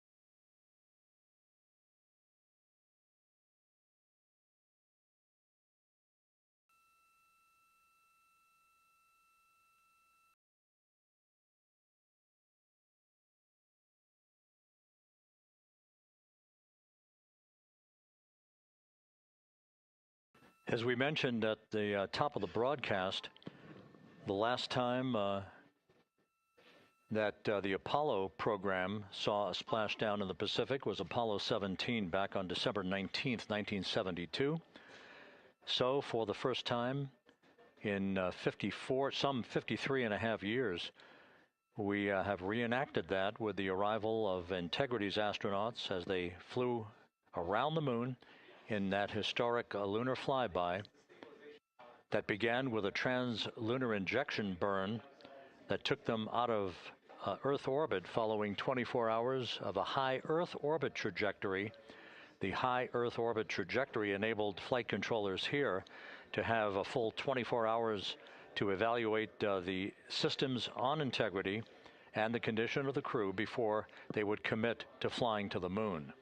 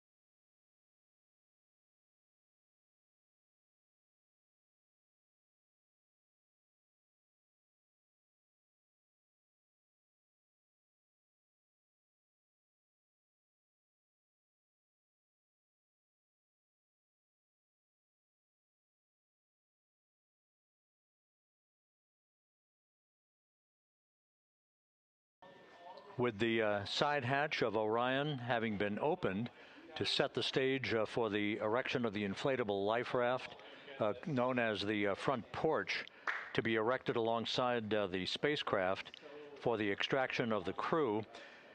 Let's play for you an interview that my colleague Megan Cruz conducted on the USS John P. Murtha with Navy diver First Class David McMahon that explains how this process is unfolding. Okay, Davey, so you and some of your team, one last look over of the stabilization collar, correct? Yes, ma'am. Okay, so what is this stabilization collar? This is what's going to stabilize the capsule out there in the ocean. We don't know how good the weather or the waves will be that day, so this will help prevent any unnecessary occurrences from happening, stabilizing the capsule and the astronauts inside. So basically this is a float that will go around Orion. I'm assuming that what they're doing right now, these are the lines that will attach the collar onto Orion? That is correct. And so what are they doing here? So we've got the lower line that will secure the inflation device before we inflate it. That gives us the go-ahead that it's secure in its space, and then we'll inflate it. And then once that is done, we'll undo all the carabiners and get this orange line on top tied in the same fashion. And then this will be secured to the capsule, and the astronauts can safely take their first steps out of the capsule onto the front porch. Okay, and how long will it take them to set up the stabilization collar? We should definitely be able to handle this in under 10 minutes. Okay, wow. And then you just mentioned the front porch. So basically after they set up the stabilization collar, then they set up what's called the front porch here. That's correct. Okay, and what's the front porch? Front porch is basically a bigger waiting room for the astronauts to sit in while we wait for the helicopters to show up and grab them. Okay, so the medical team that was inside with the crew, they're going to help them out and onto the front porch? That is correct. And then what happens here? We have higher trained medical personnel also on board the front porch that will give them lookovers and just make sure they're okay while we wait for the helicopters to show up. Okay. How does it feel, I mean, your team, you, to be part of a mission that's returning astronauts from the moon in more than 50 years? We all feel extremely honored to be a part of this, as well as a bigger mission for the Navy and joining up with NASA to do great things. Mm-hmm. And do you feel like you and your team are ready? Yes, very ready. Cool. All right, thank you so much. Thank you.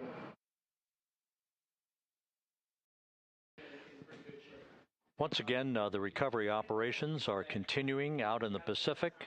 We shortly should see that life raft, the front porch, erected alongside the side hatch of the vehicle.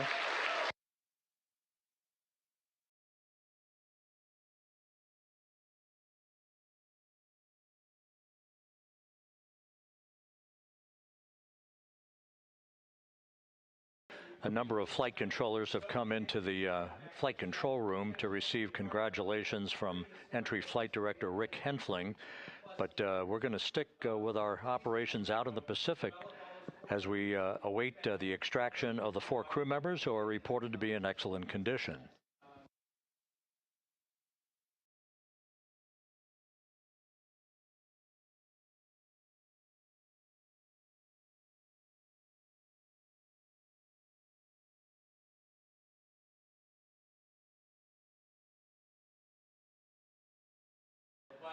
Again, while we stand by for that front porch to be erected alongside of the side hatch of the vehicle, let's go back to the USS John P. Murtha and Megan Cruz. Megan?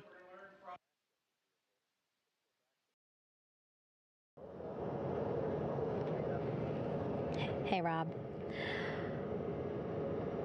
Pausing now to listen to some internal audio loops. Again, the operations team here on the ship communicating with everyone out on the water. It seems like currents are hindering them a little bit from unfurling and inflating the stabilization collar as well as the front porch. But again, the requirement to get the crew out within 2 hours of splashdown, plenty of time. So no concerns just yet. But as calm as the water looks, yeah, it looks like it's hindering the teams just a tad.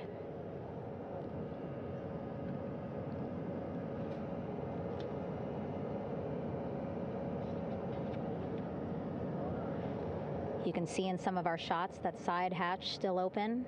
Again, inside there are now 8 people inside. 4 divers, Navy divers, all with medical training, each assigned to an astronaut each. Making sure that they're comfortable, feeling good.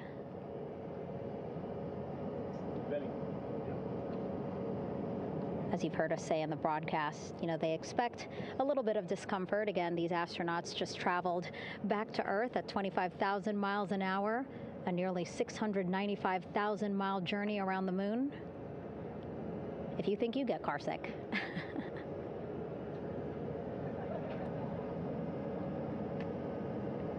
Again, 6 boats out there, lots of gear with them, just in case, right? As we said, the crew reported feeling great, but again, all those folks out there in case they weren't, right? NASA is all about making sure we think about every situation that can happen, and so, of course, wanted to be ready in case any of our astronauts needed more medical attention while out there in the water.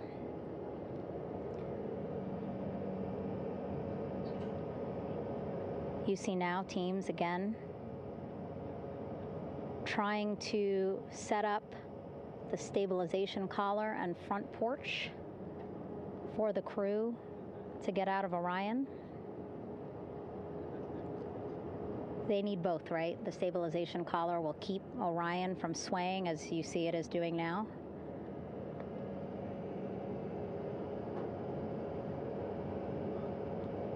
And then they will connect the front porch to the stabilization collar so that the crew can take 2 steps and they will be in the front porch.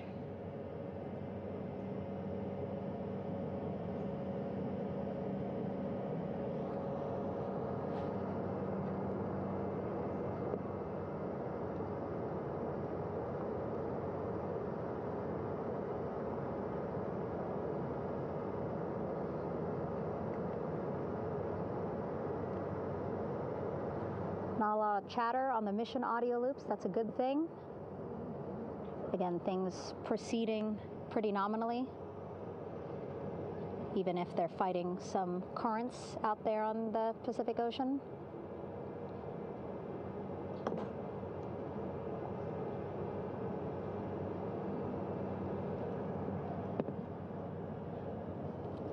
Again, the goal, setting up the stabilization collar and the front porch so that the crew can rest comfortably in the front porch, get placed into harnesses so that 2 helicopters can lift them off the front porch and onto the USS John Murtha here.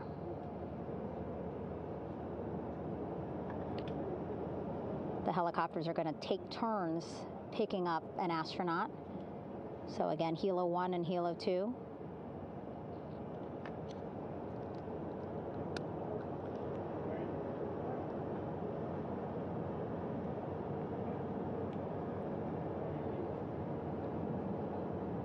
Okay, and the recovery team here on the ship just got a report from the undersea medical officer who is inside the capsule with the crew.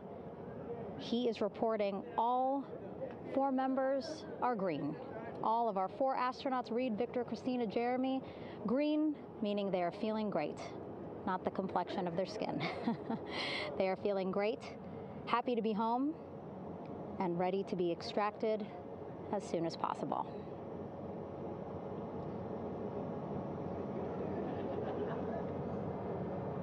And so, as I was saying, we have 2 helicopters circling the activity you're seeing on the water right now.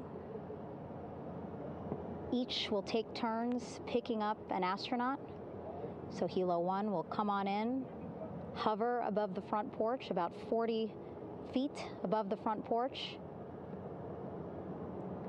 A Navy recovery specialist will be hoisted down into the front porch.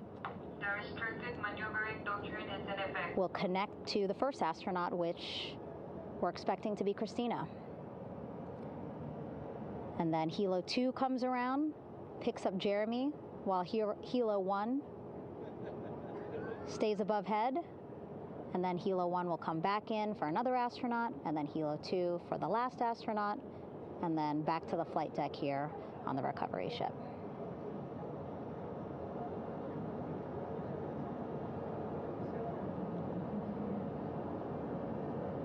I was talking to Assistant Artemis Recovery Director Paul Sierpinski. He said helos are a much quicker, safer way to get on board. They did actually consider boats, but then if you think about it, longer time, the crew would have to move through more of the ship. This way the helos will give a more direct, quicker route to the medical bay for our 4 astronauts.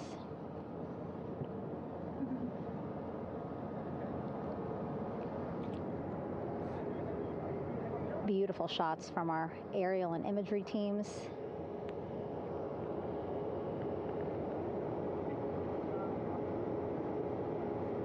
Clouds have dissipated for a clear view from the bow of the recovery ship here.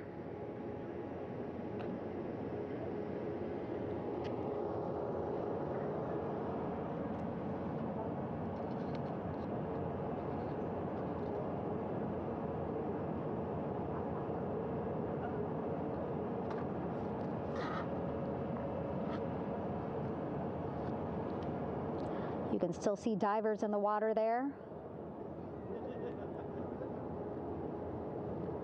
Encircling Orion, that is that stabilization collar we've been telling you about. As you saw in that interview just a few minutes ago, they have to first connect it to Orion, and then once it's secured onto Orion, they can inflate it, and then they'll further secure it with other harnesses and lines.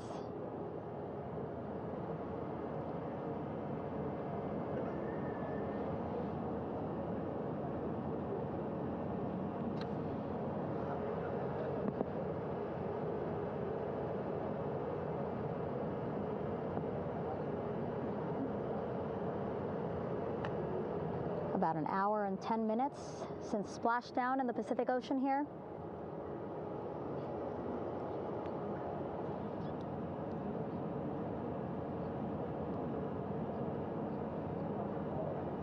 Reid, Victor, Christina, and Jeremy back home after a history-making mission to the moon and back.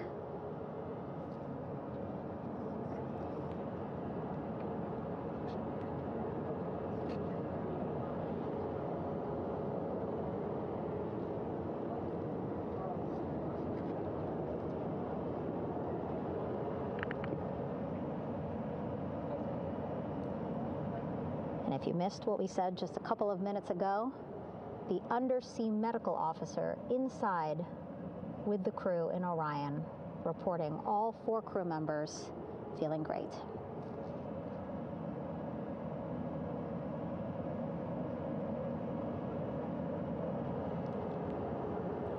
Progress being made there on the stabilization collar. It looks like they are beginning to inflate it.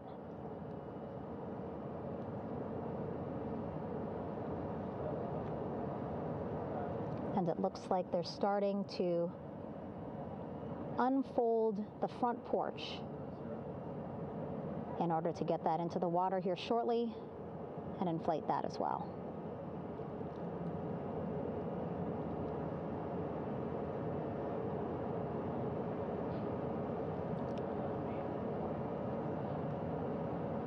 Again, more than 40 people out in the water right now.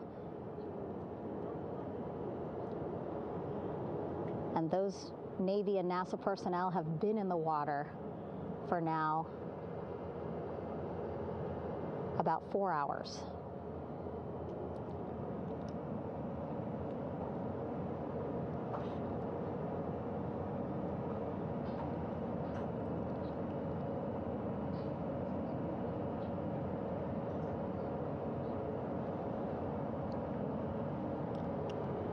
The reason why they had to get out so early is just to stage everything. And actually here on the ship, when there are flight operations happening, you can't have anything else, right? Just because the flight deck can be a dangerous place, so they just want to focus on planes coming and going from the ship, so that's why they wanted to get the boats in the water to make sure that they have all the time they needed for the flight ops. And then the same crew here out in the water, they will stay out in the water for a number of hours after we recover the crew and get them back on the ship, because then they have to recover Orion.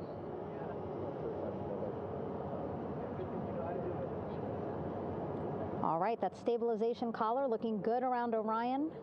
We're now seeing some recovery personnel getting on to that collar. Again, they need to further attach it to Orion to make sure that it can really prop up the spacecraft. It's basically lifting it up off of the water just a tad. Again, so it's not so... Come off me for a minute.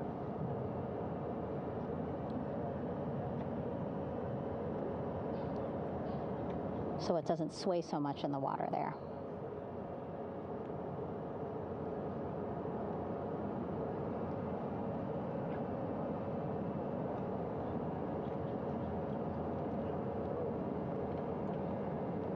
And now that front porch looks like it's nearly fully inflated as well. You can see a much larger surface area.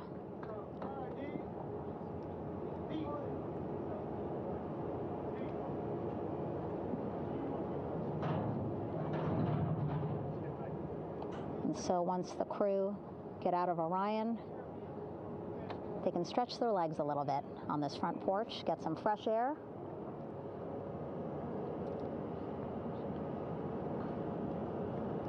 And enjoy this beautiful day here on their home planet.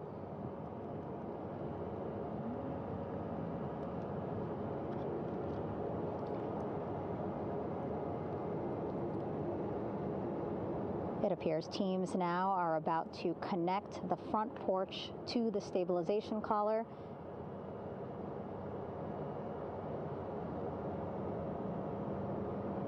And at that point, when both are secure, we should soon see astronauts come out of Orion.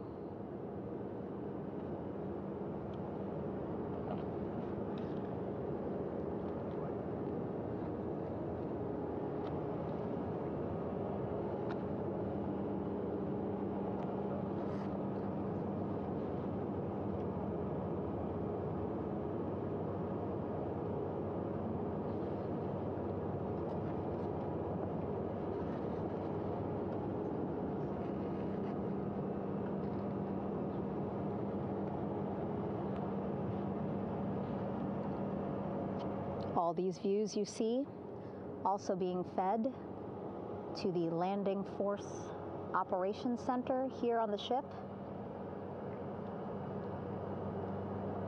Of course, it is very important for our recovery teams leading the mission to have all the views that you're seeing as well. Again, listening to their communication loop here on the ship. Very quiet, which is a good thing. It means things are going pretty nominally, meaning as expected.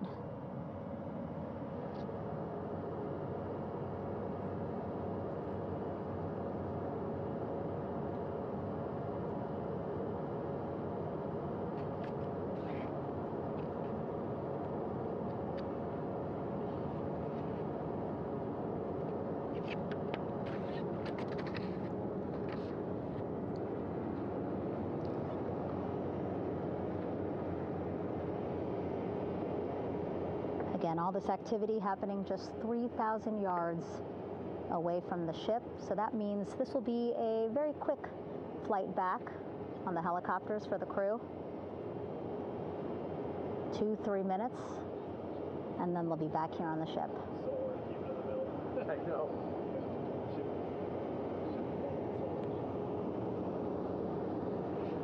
Okay, saw a thumbs up from one of the personnel on the front porch. It looks like they are now getting ready to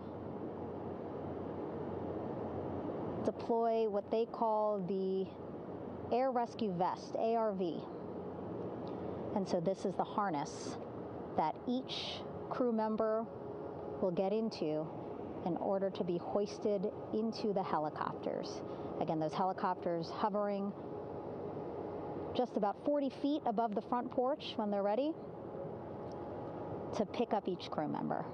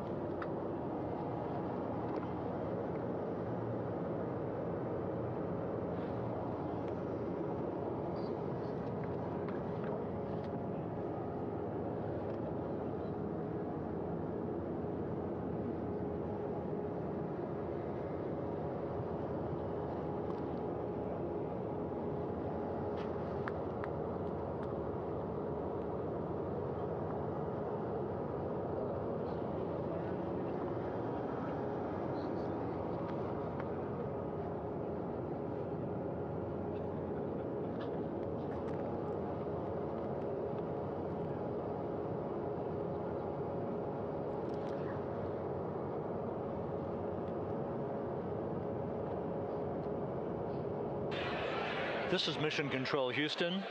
Behind me, a fairly raucous scene as hundreds of flight controllers have poured into the flight control room here. This is reminiscent of the scene after the final shuttle mission of STS-135, although that was the end of a program. This is only the beginning of a program with the textbook splashdown of Integrity and its 4 astronauts. We're standing by for the crew to be extracted from the spacecraft. Entry Flight Director Rick Henfling invited all of these flight controllers who have contributed to this mission to enter the flight control room to have an opportunity to receive well wishes and to share the mutual glow that exists in the wake of a textbook mission for Integrity. On the front screen here in Mission Control, a sign that says "Welcome Home, Integrity," taking humanity back to the moon, going further, and returning safely to Earth.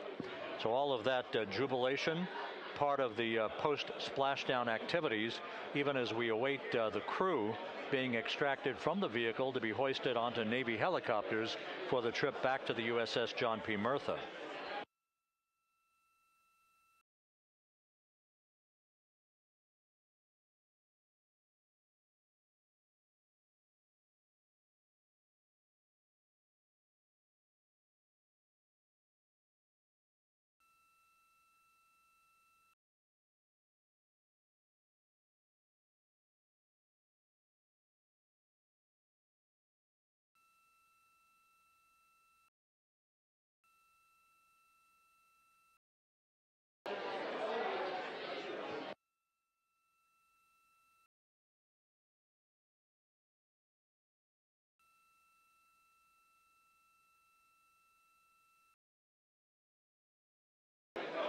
Once again here in Mission Control, this view of the Artemis Flight Control Room, known as the White Flight Control Room. This is the old shuttle flight control room, and now is the home of Artemis missions to the moon and beyond. Once again, quite a few flight controllers were invited in by Entry Flight Director Rick Henfling to share in the jubilation following the successful splashdown of Integrity. That splashdown occurring an hour and 22 minutes ago, as we stand by for the completion of the extraction of the crew, and ultimately they're hoisting onto Navy helicopters for a short flight back to the USS John P. Murtha. Splashdown occurred at 7:07 and 27 seconds p.m. Central Time. I had an opportunity to talk to the head of flight dynamics, Jeff Birch, a moment or two ago. He said the trajectory of Integrity coming through the Earth's atmosphere was so precise, they've never seen anything line up on a ground track like today's entry by Integrity for its splashdown southwest of San Diego.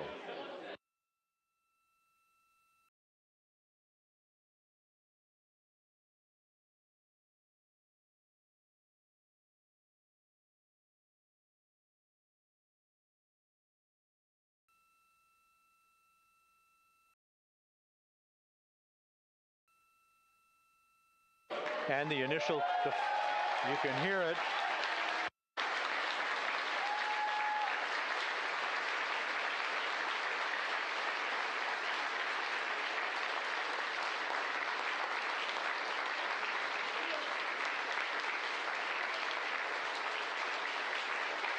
Jubilation here in the flight control room. The first crew member is out of Integrity.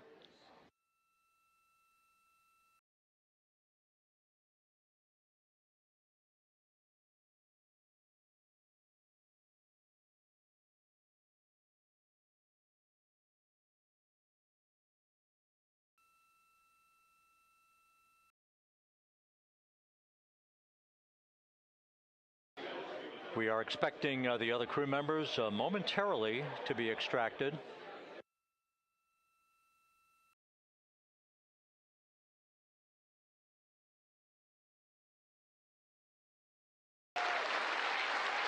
We now have 2 crew members out.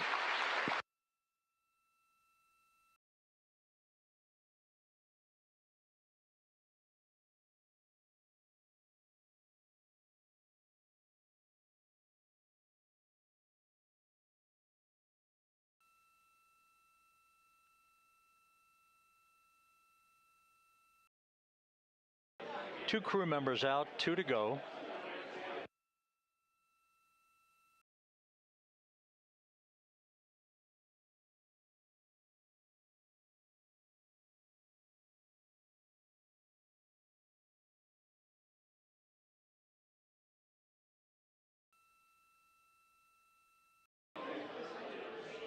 We're about 1 hour from sunset out in the Pacific. Everything continues to go well.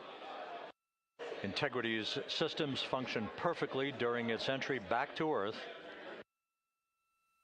And Reid Wiseman, the commander who will be last out of the vehicle, reported that all the crew members were feeling very well.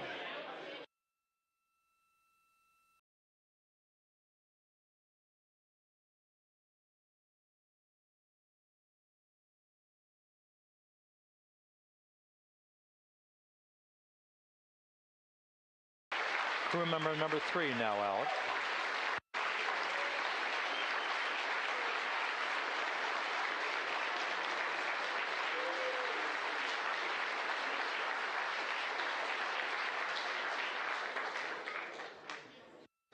And now standing by for the commander, Reid Wiseman, who will be last out of his ship. Bobbing in the Pacific under almost ideal conditions, Integrity spanned 694,000 miles during its journey from launch to splashdown.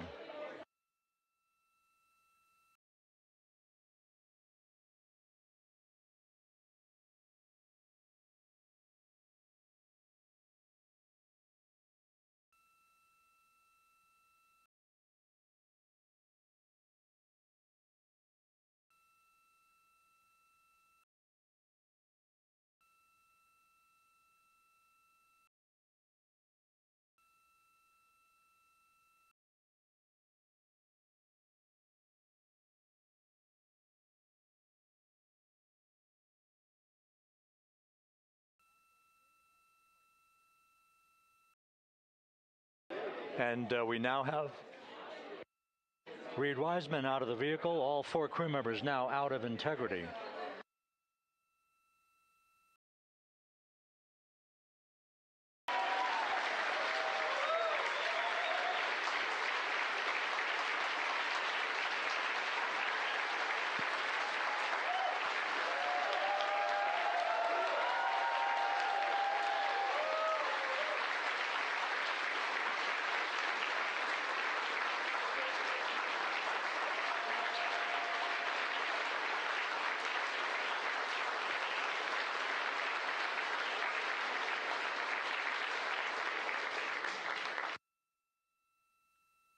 Once again, all 4 crew members now on the front porch, and the procedure to begin hoisting them up to these 2 Navy helicopters hovering overhead will begin shortly.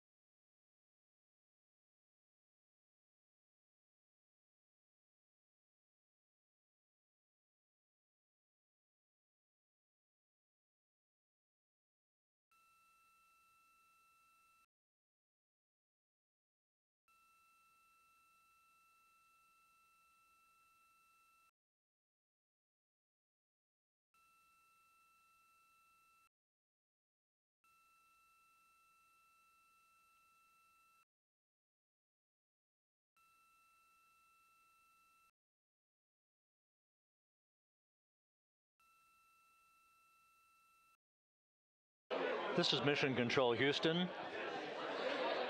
The mission is over, but the melody lingers on as jubilation continues here in the flight control room. We should be expecting NASA's Associate Administrator, Amit Kshatriya, to be joining us shortly for a short interview while the recovery operations continue out in the Pacific. So we'll stand by for that. And then we'll turn it back over to Megan Cruz aboard the USS John P. Murtha.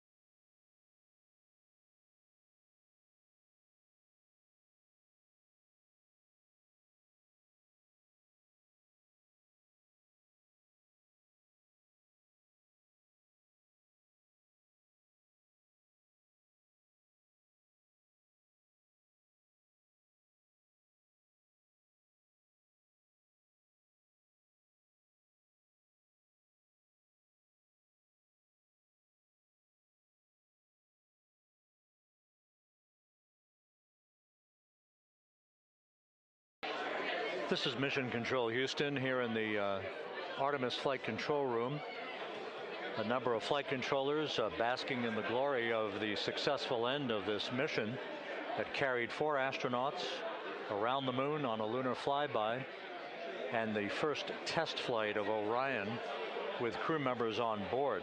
Splashdown occurring an hour and 32 minutes ago after a flawless descent back into the Earth's atmosphere for the vehicle. Its 4 crew members in good shape, simply enjoying their time right now on the front porch, as it were, the inflatable raft alongside of their Integrity spacecraft. We're expecting Amit Kshatriya, the NASA Associate Administrator, to join us here momentarily for a brief interview before we turn it back over to Megan Cruz aboard the USS John P. Murtha, the recovery ship.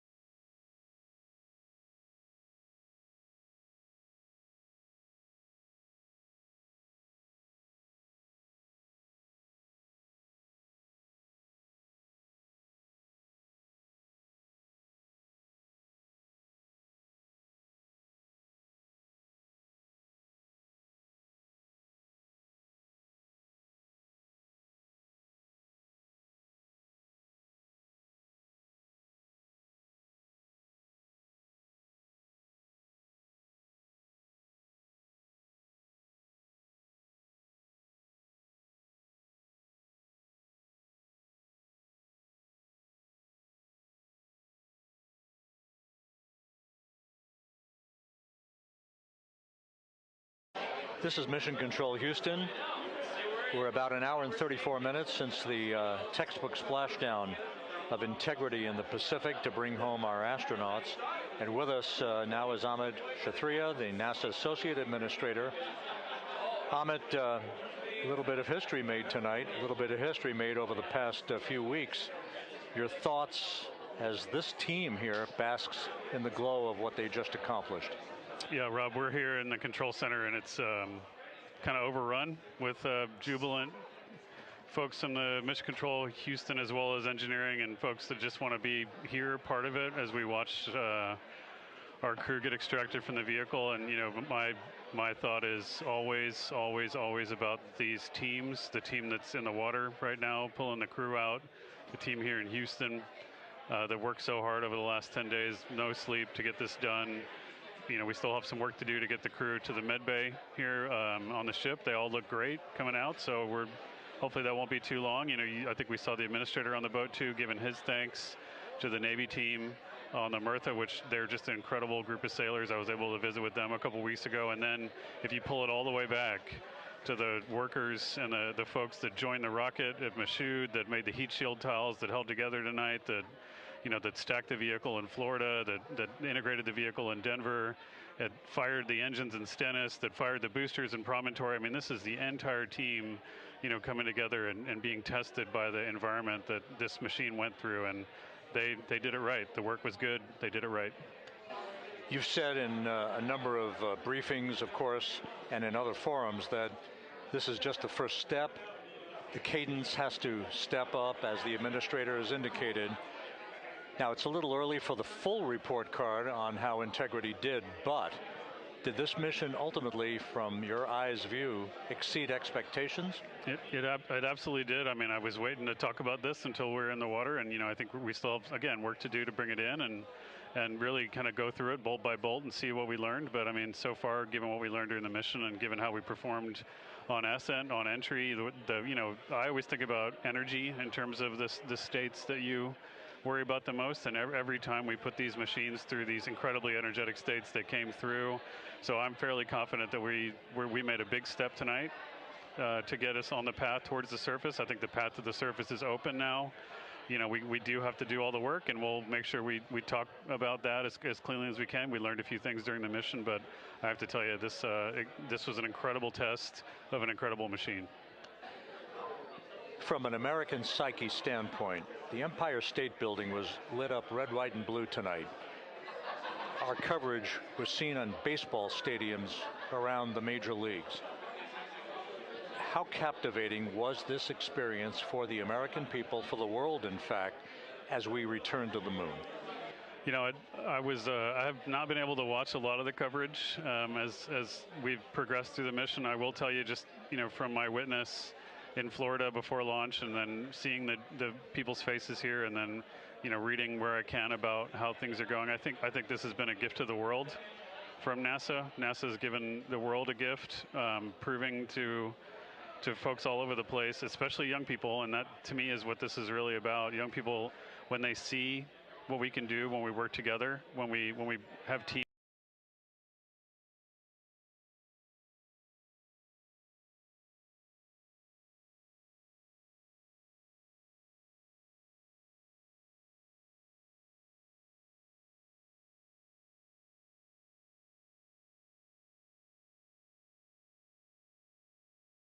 Collaborate, that it doesn't matter how hard the problems are, we can solve them. I'm hopeful that Artemis II, as folks witness what we were able to do with this incredible crew, this incredible team that we've birthed into the world, scientists and engineers and artists that have been inspired by this, and even if they don't come work in the program, which separately they should come work in the program, because Lord knows we need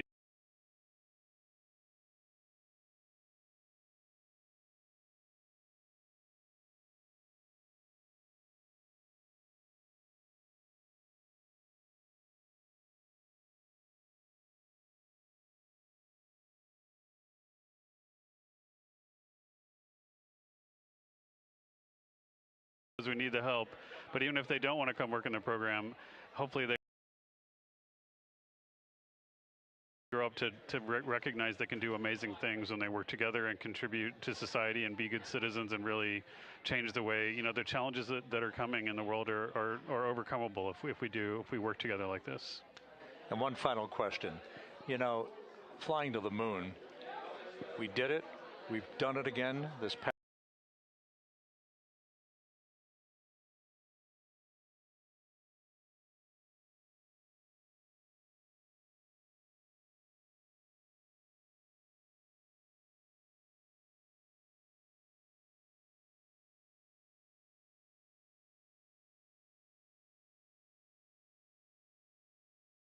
The moon. We did it.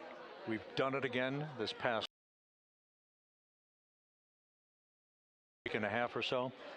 But the engineering that went behind the design of this mission and the precision, the pinpoint precision of this vehicle entering that entry corridor, it's almost mind-boggling.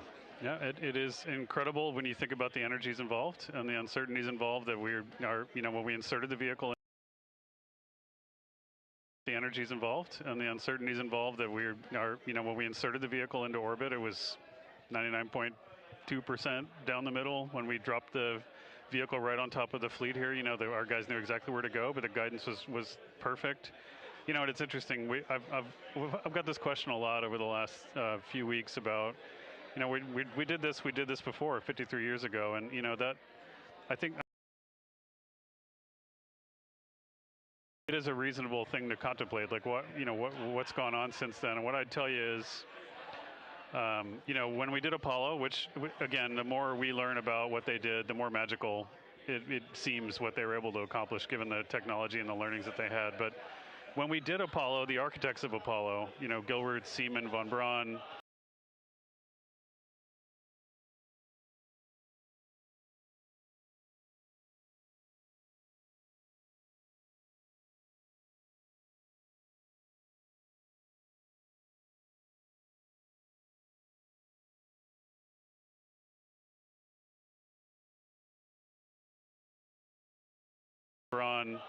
Mueller, what they really wanted to do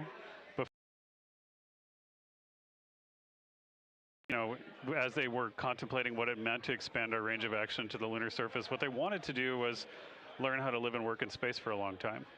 They wanted to do that first before they were confident they could expand their range of action to the moon. Now, of course, the politics of the time and the mission at the time was different, and so they had to go straight to the moon and bring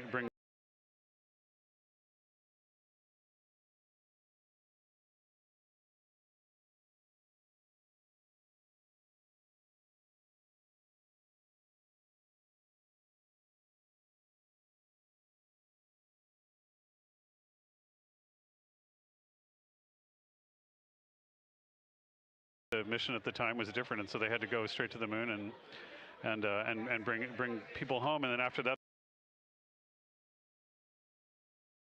kind of lost its momentum. But after that, NASA kept moving along those paths, right? So we recognized during Apollo that reusability was going to be important. We spent a lot of money on those machines, and we spent a lot of money on these machines here. Even though, but we recognized that reusability was important, which is why we built a winged space plane called Space Shuttle. And then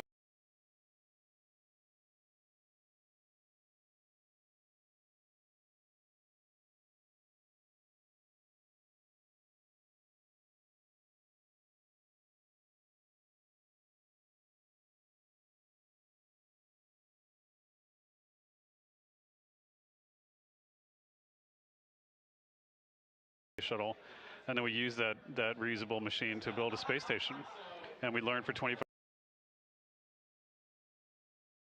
years how to live and work in space, and have been able to develop technologies that can enable exploration. So really, what I think is now, 53 years later, we're at the point where the architects of Apollo would have been pleased that we're now ready to actually go back to the moon and go back to stay, because we've learned all the things we needed to learn. There's a lot of people pleased here tonight, and we really thank you for joining us. Amit Kshatriya, NASA's Associate Administrator, as we begin to hoist the crew onto the helicopters to head back to the recovery ship. Thank you very much. Thank you, congratulations, Amit.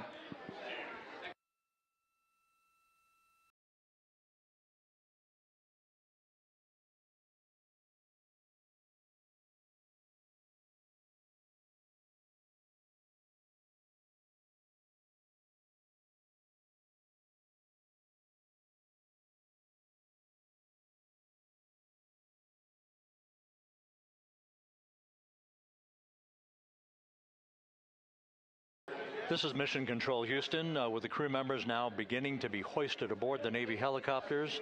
Let's go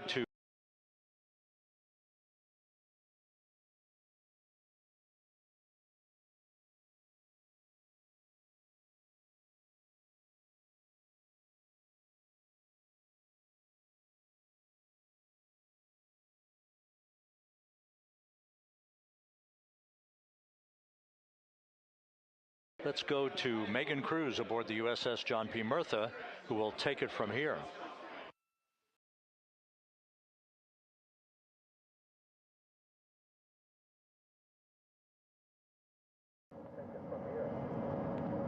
Hey, Rob, yeah, back on the bow of the ship here, we are seeing the helicopters circling Orion, the first one there, having just completed picking up the first astronaut.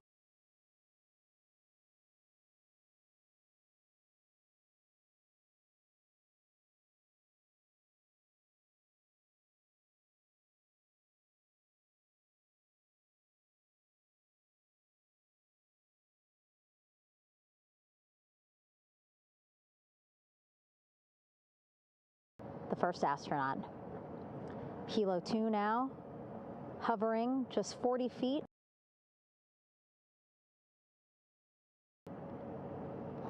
Above the front porch, lowering a recovery specialist out of the helicopter. That person will touch down in the front porch just there.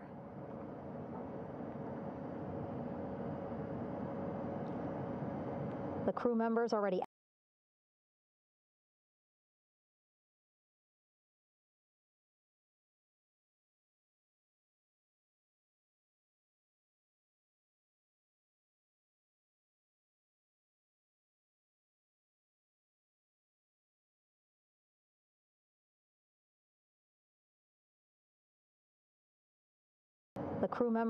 outfitted with a harness that will allow them to quickly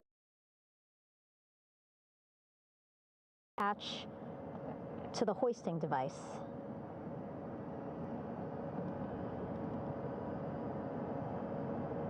Look at the power of those blades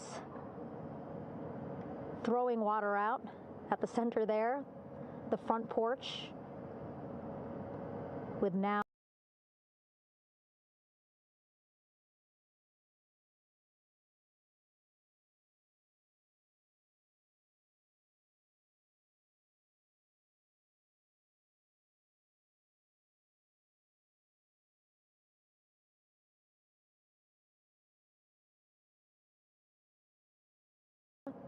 the front porch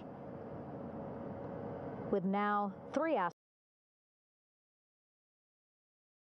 astronauts and the recovery specialists.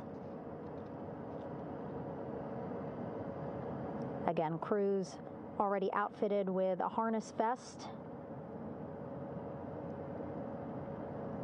And here we go.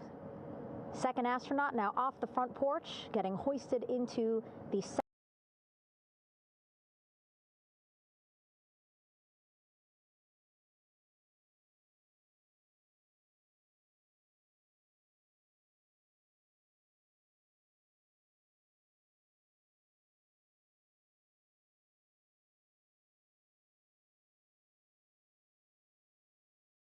second helicopter.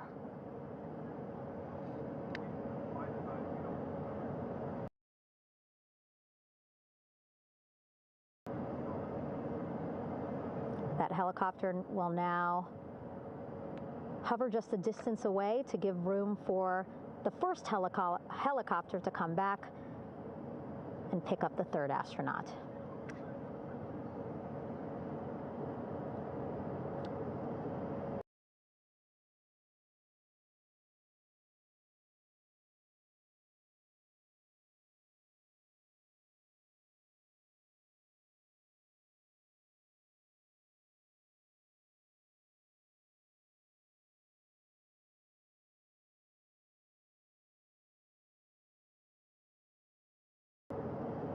As we wait for that helicopter to come back, make its way back around, just mention that The President of the United States called our NASA administrator today while he was on the ship, just minutes after we interviewed him live on our coverage, and congratulated him and NASA on this history-making moment tonight. Helicopter.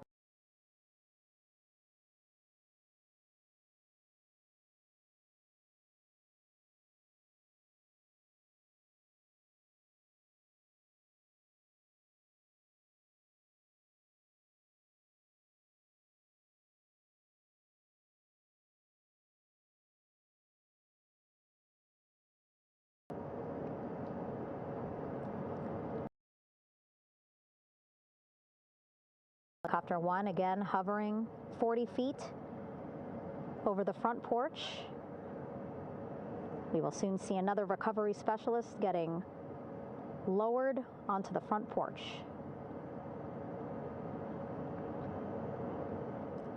Wow, imagine sitting on that front porch, the wind.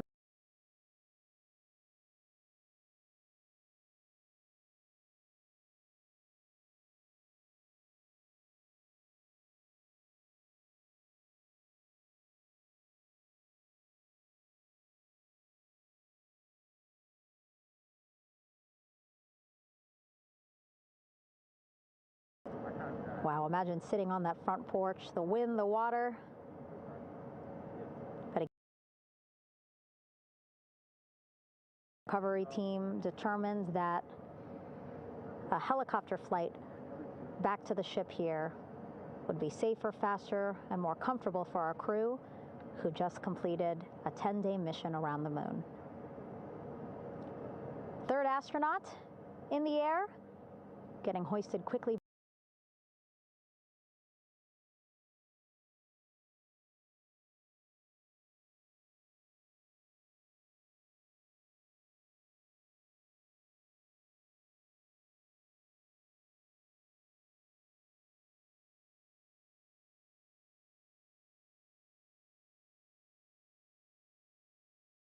Getting hoisted quickly back into the first helicopter.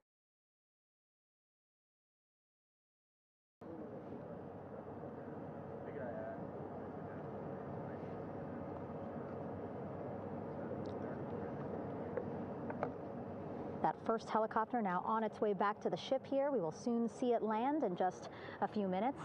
Again, all this action happening just 3,000 yards away from us, so a very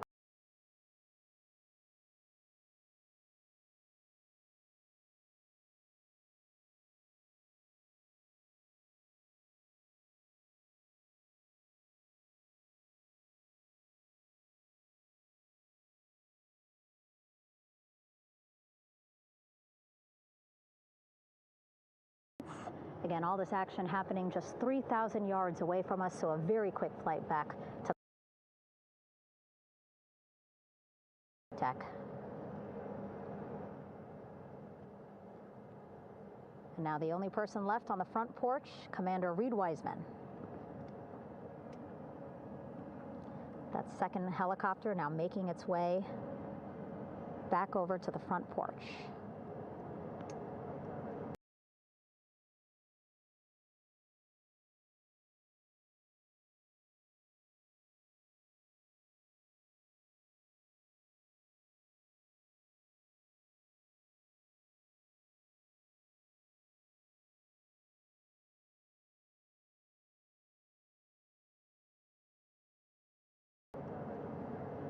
Here it comes.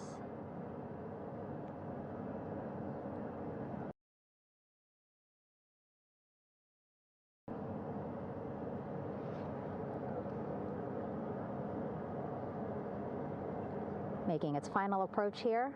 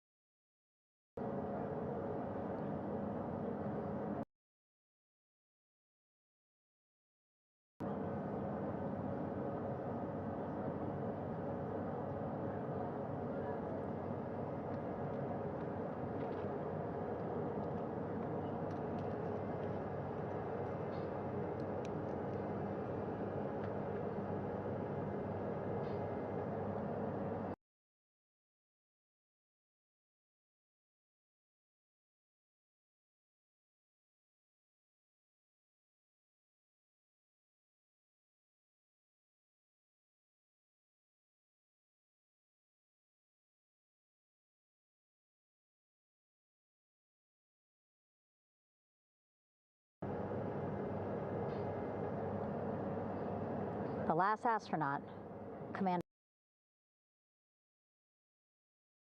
Wiseman,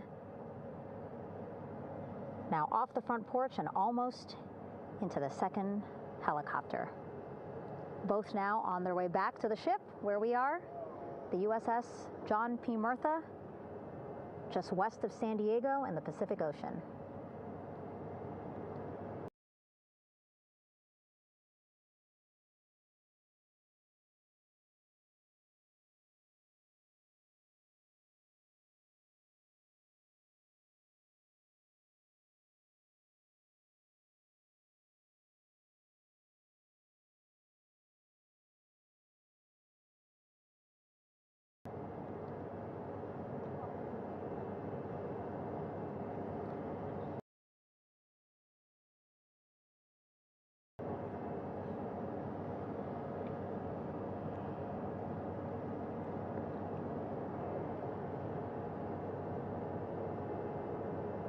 Exciting to see our 4 crew members minutes away from landing on the flight deck here on the recovery ship.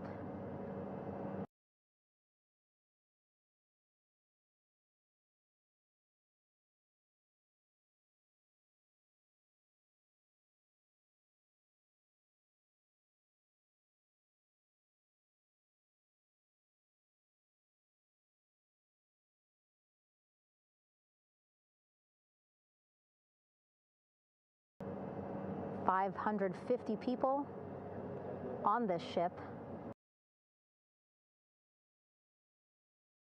Excited, ready, anxious, looking forward to welcoming this crew aboard."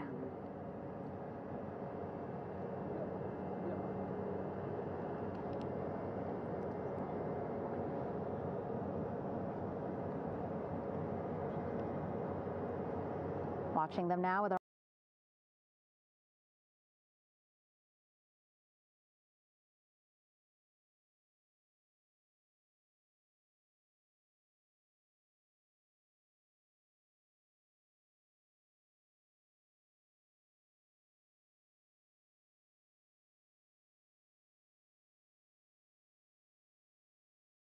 with our own eyes, close to the ship here.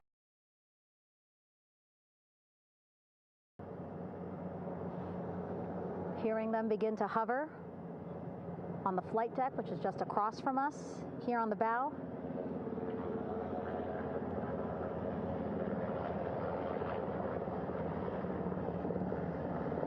The first helicopter coming in.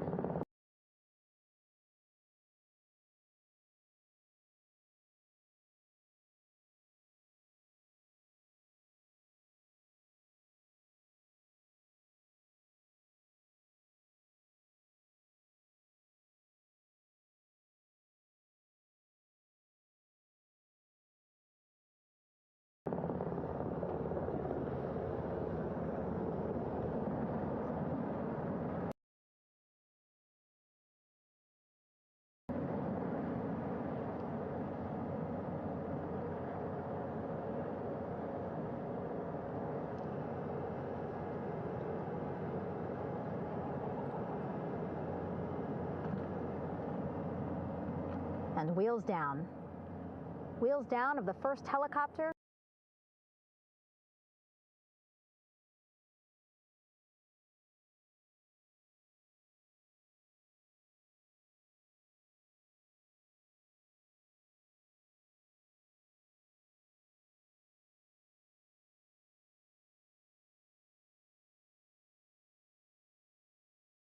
Of the first helicopter carrying 2 of our Artemis II crew.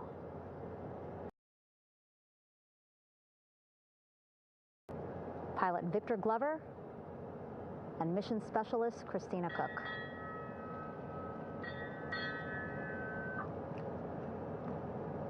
Helo 1 on deck reported on the recovery loop.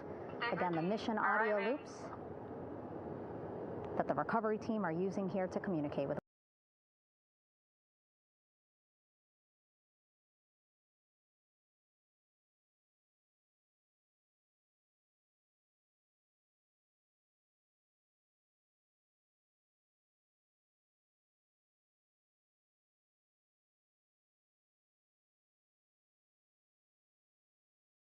with one another.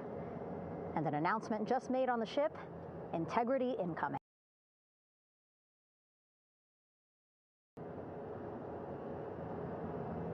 Two more helicopters on their way to the flight deck, one carrying the crew, the other, one of our imagery helicopters. Again, kudos to our imagery and aerial teams for giving us these beautiful views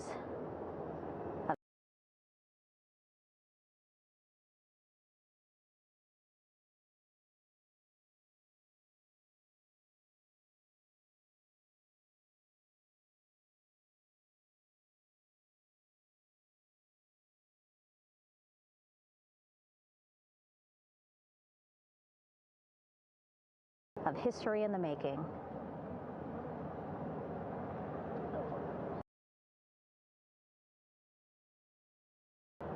Set amid a gorgeous, soon-to-be sunset here in the Pacific Ocean.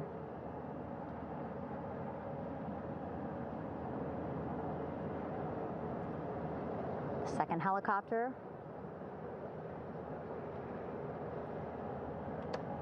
making its approach of the flight deck.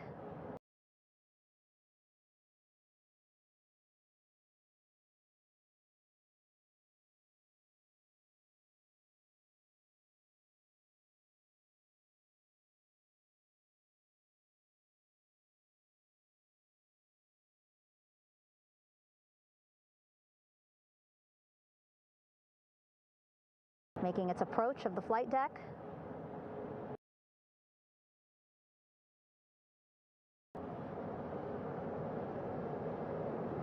Plenty of people here on the bow with their cell phones out, filming this moment.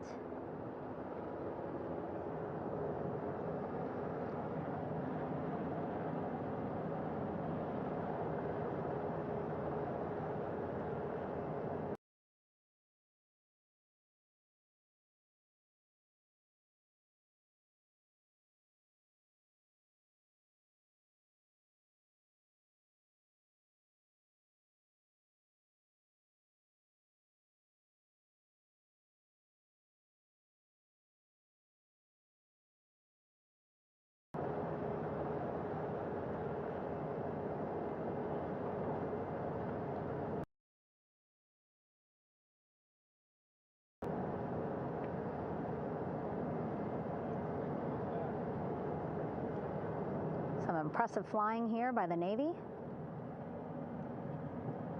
as we are seconds away from wheels down. And there you go. We now have all 4 Artemis II crew members.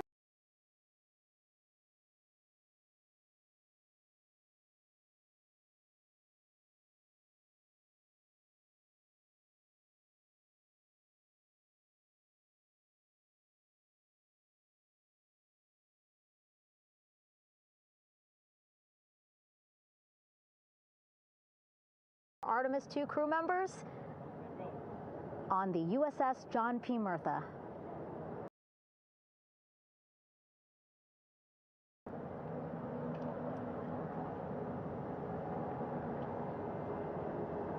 I'm sure they're happy to be out of the water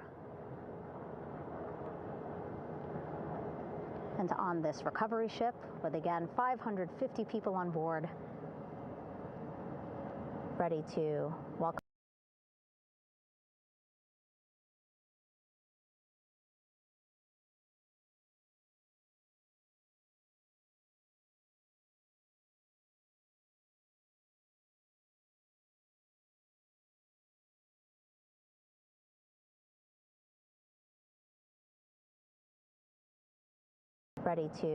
welcome them home.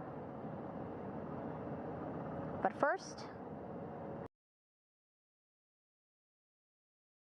and saying throughout the broadcast, just making sure the crew feel good. We reported that they were feeling good when they were in Orion, but those were just initial, quick, verbal assessments of how they're feeling. Their destination.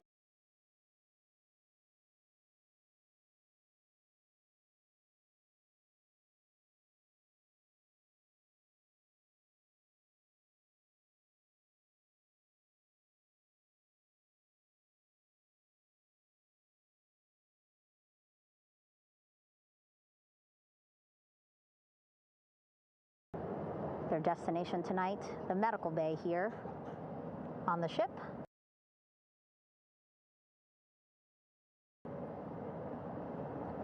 Right after we power down the helicopters here.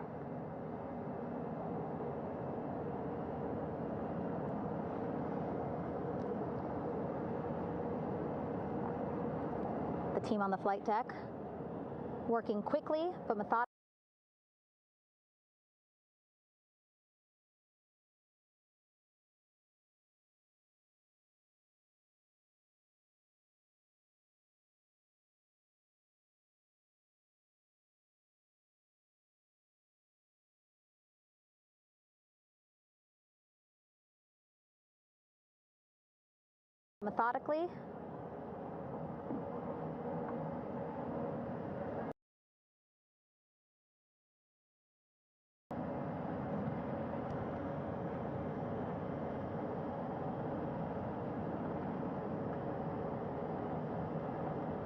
Waiting for just one more helicopter to touch down.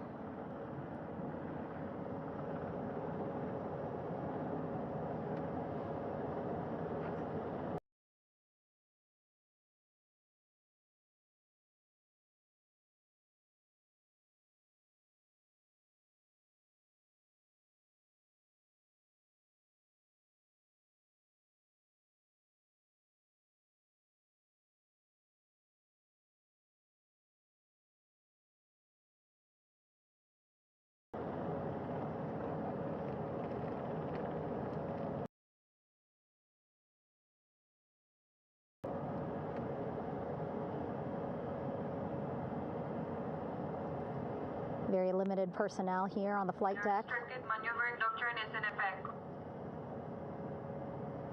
As that third helicopter touches down.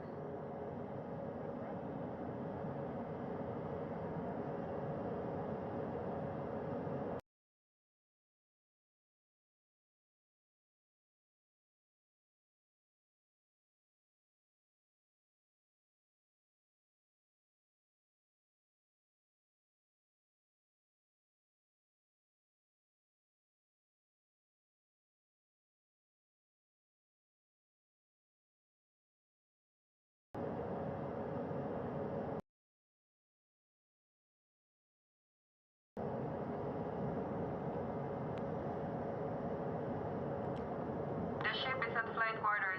Stand clear of waiter decks, aft of frame 095. Burn no cover stop sign. Thrown articles over the side. Hold all trash and garbage on station. Flight quarters. While just a few folks on the flight deck itself.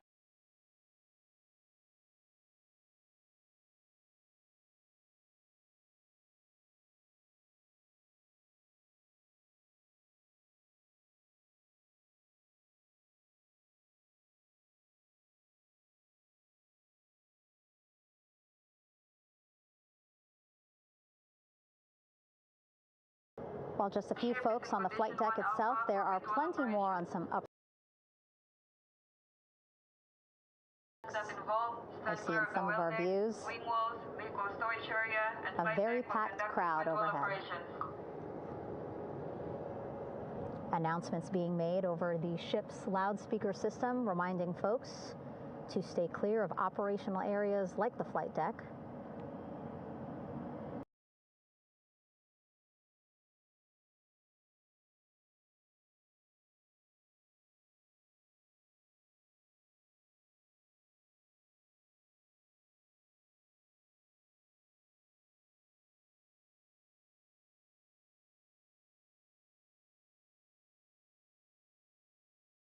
Operational areas like the flight deck.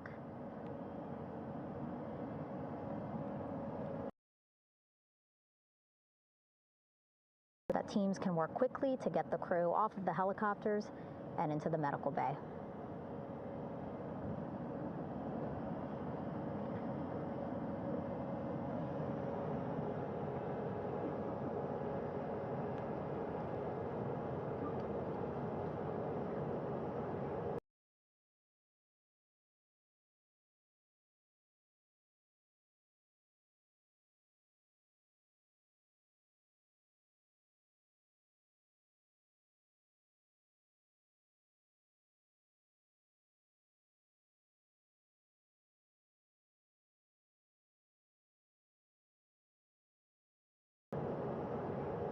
Splashdown today, 5:06 p.m. Pacific time.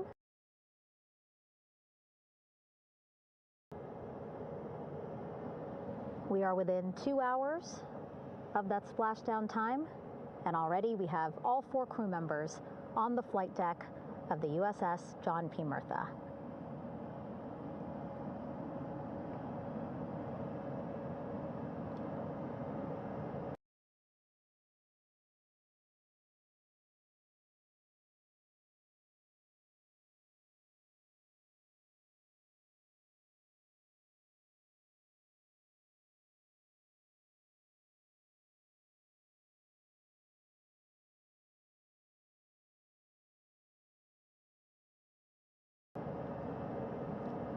Again, crew waiting before getting out for the helicopters to completely shut down.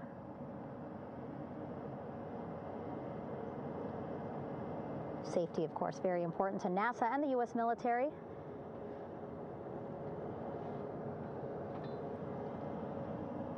So we'll wait just a couple of minutes here before we start.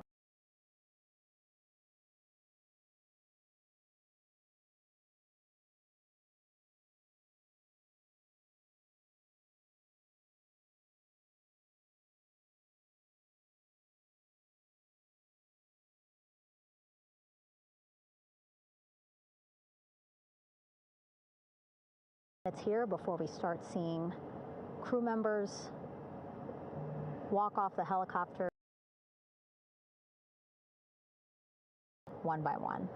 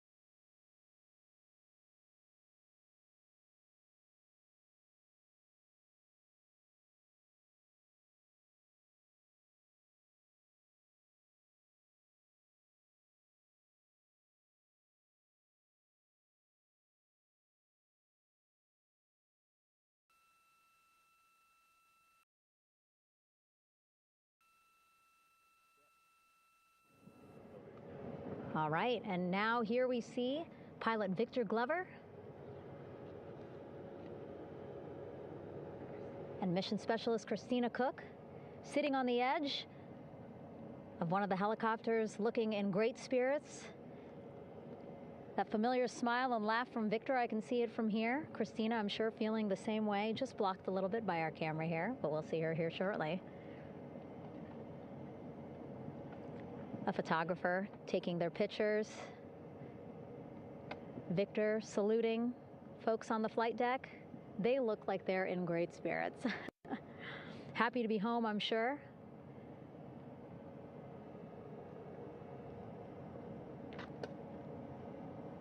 If you're sitting at home, I hope you too are wondering, what would you want to ask them if you got a chance to talk to them? Because that is what I'm thinking about. Getting the opportunity to talk to or ask questions of these 4 astronauts who just made history as the first crew to return to the moon since 1972.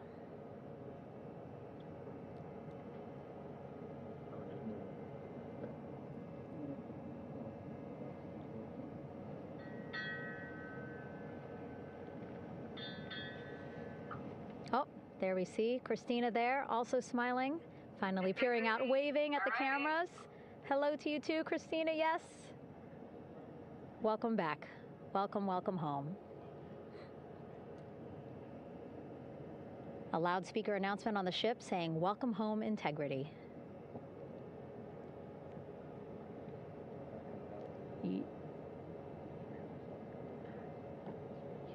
Victor in great spirits. I can't see who he's talking to, but I kind of think that he might be talking to his other 2 crew members. Shouting from across the flight deck, congratulations to one another.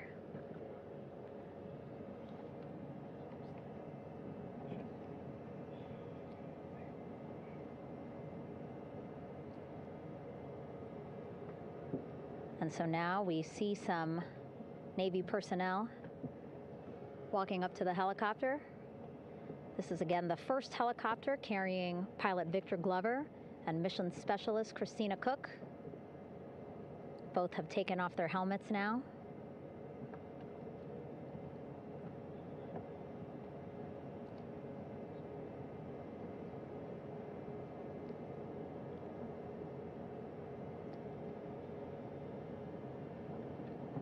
Some pictures, video to catalog this historic moment.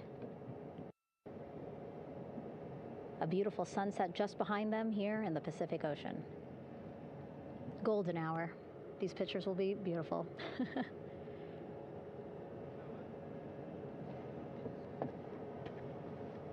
Now we see NASA Administrator Jared Isaacman. He is on the flight deck, as well as Flight Surgeon Rick Schuring walking over to Victor and Christina first. We saw the administrator walk over to the other helicopter, which is carrying Commander Reid Wiseman and Mission Specialist Jeremy Hansen. We heard from Rick earlier in the broadcast. Again, he said he's going to be out there on the flight deck to do another initial assessment of the crew, ask them how they're feeling, anything bothering them. But again, from what I'm seeing, they look like they're in great spirits and feeling pretty good for folks who just traveled 695,000 miles from Florida to the moon and now here to the Pacific Ocean.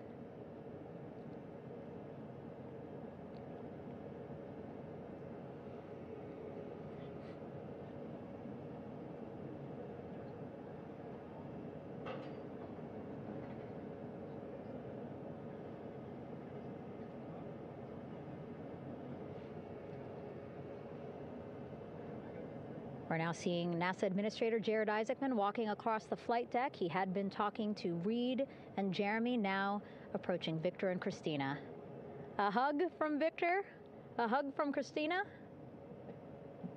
What a moment that we're getting to experience together.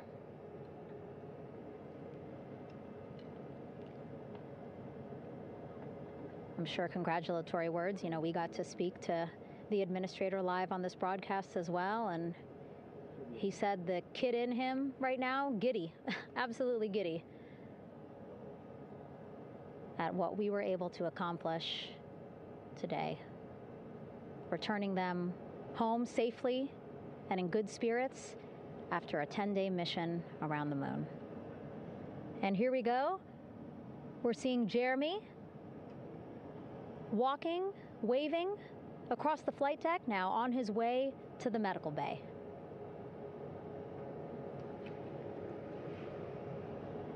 It's a short walk, less than a minute. Again, that's why the recovery team decided to use helicopters to get them on the flight deck for that short walk to medical bay. And now on the flight deck, we see the chief of the astronaut office, Scott Tingle. Rick Schuring switching places. He's going over to the other helicopter. Big hugs from Victor, Christina to Scott. Again, a gorgeous sunset setting the stage for this recovery tonight.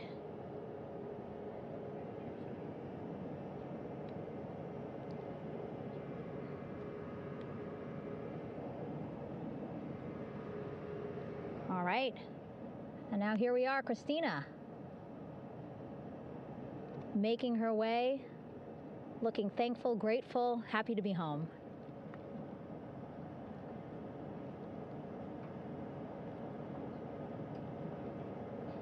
You can see she's looking up. Again, lots of people, just a few levels up off the flight deck, welcoming her home.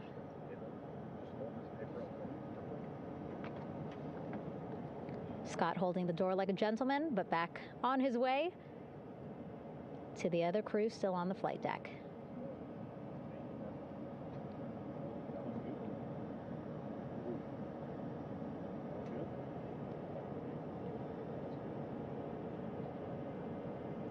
So still on the flight deck, Victor Glover and Reid Wiseman. It looks like Victor will be the next one headed to medical bay. More hugs, more hugs. He's a hugger.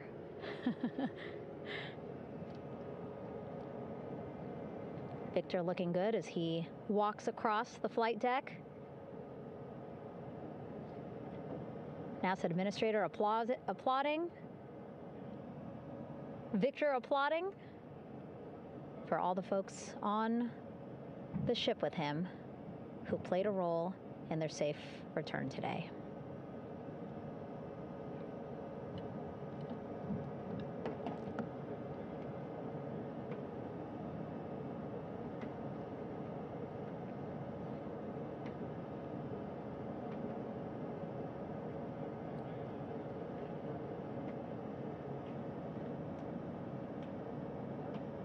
And finally, just one Artemis II crew member left on the flight deck, Commander Reid Wiseman.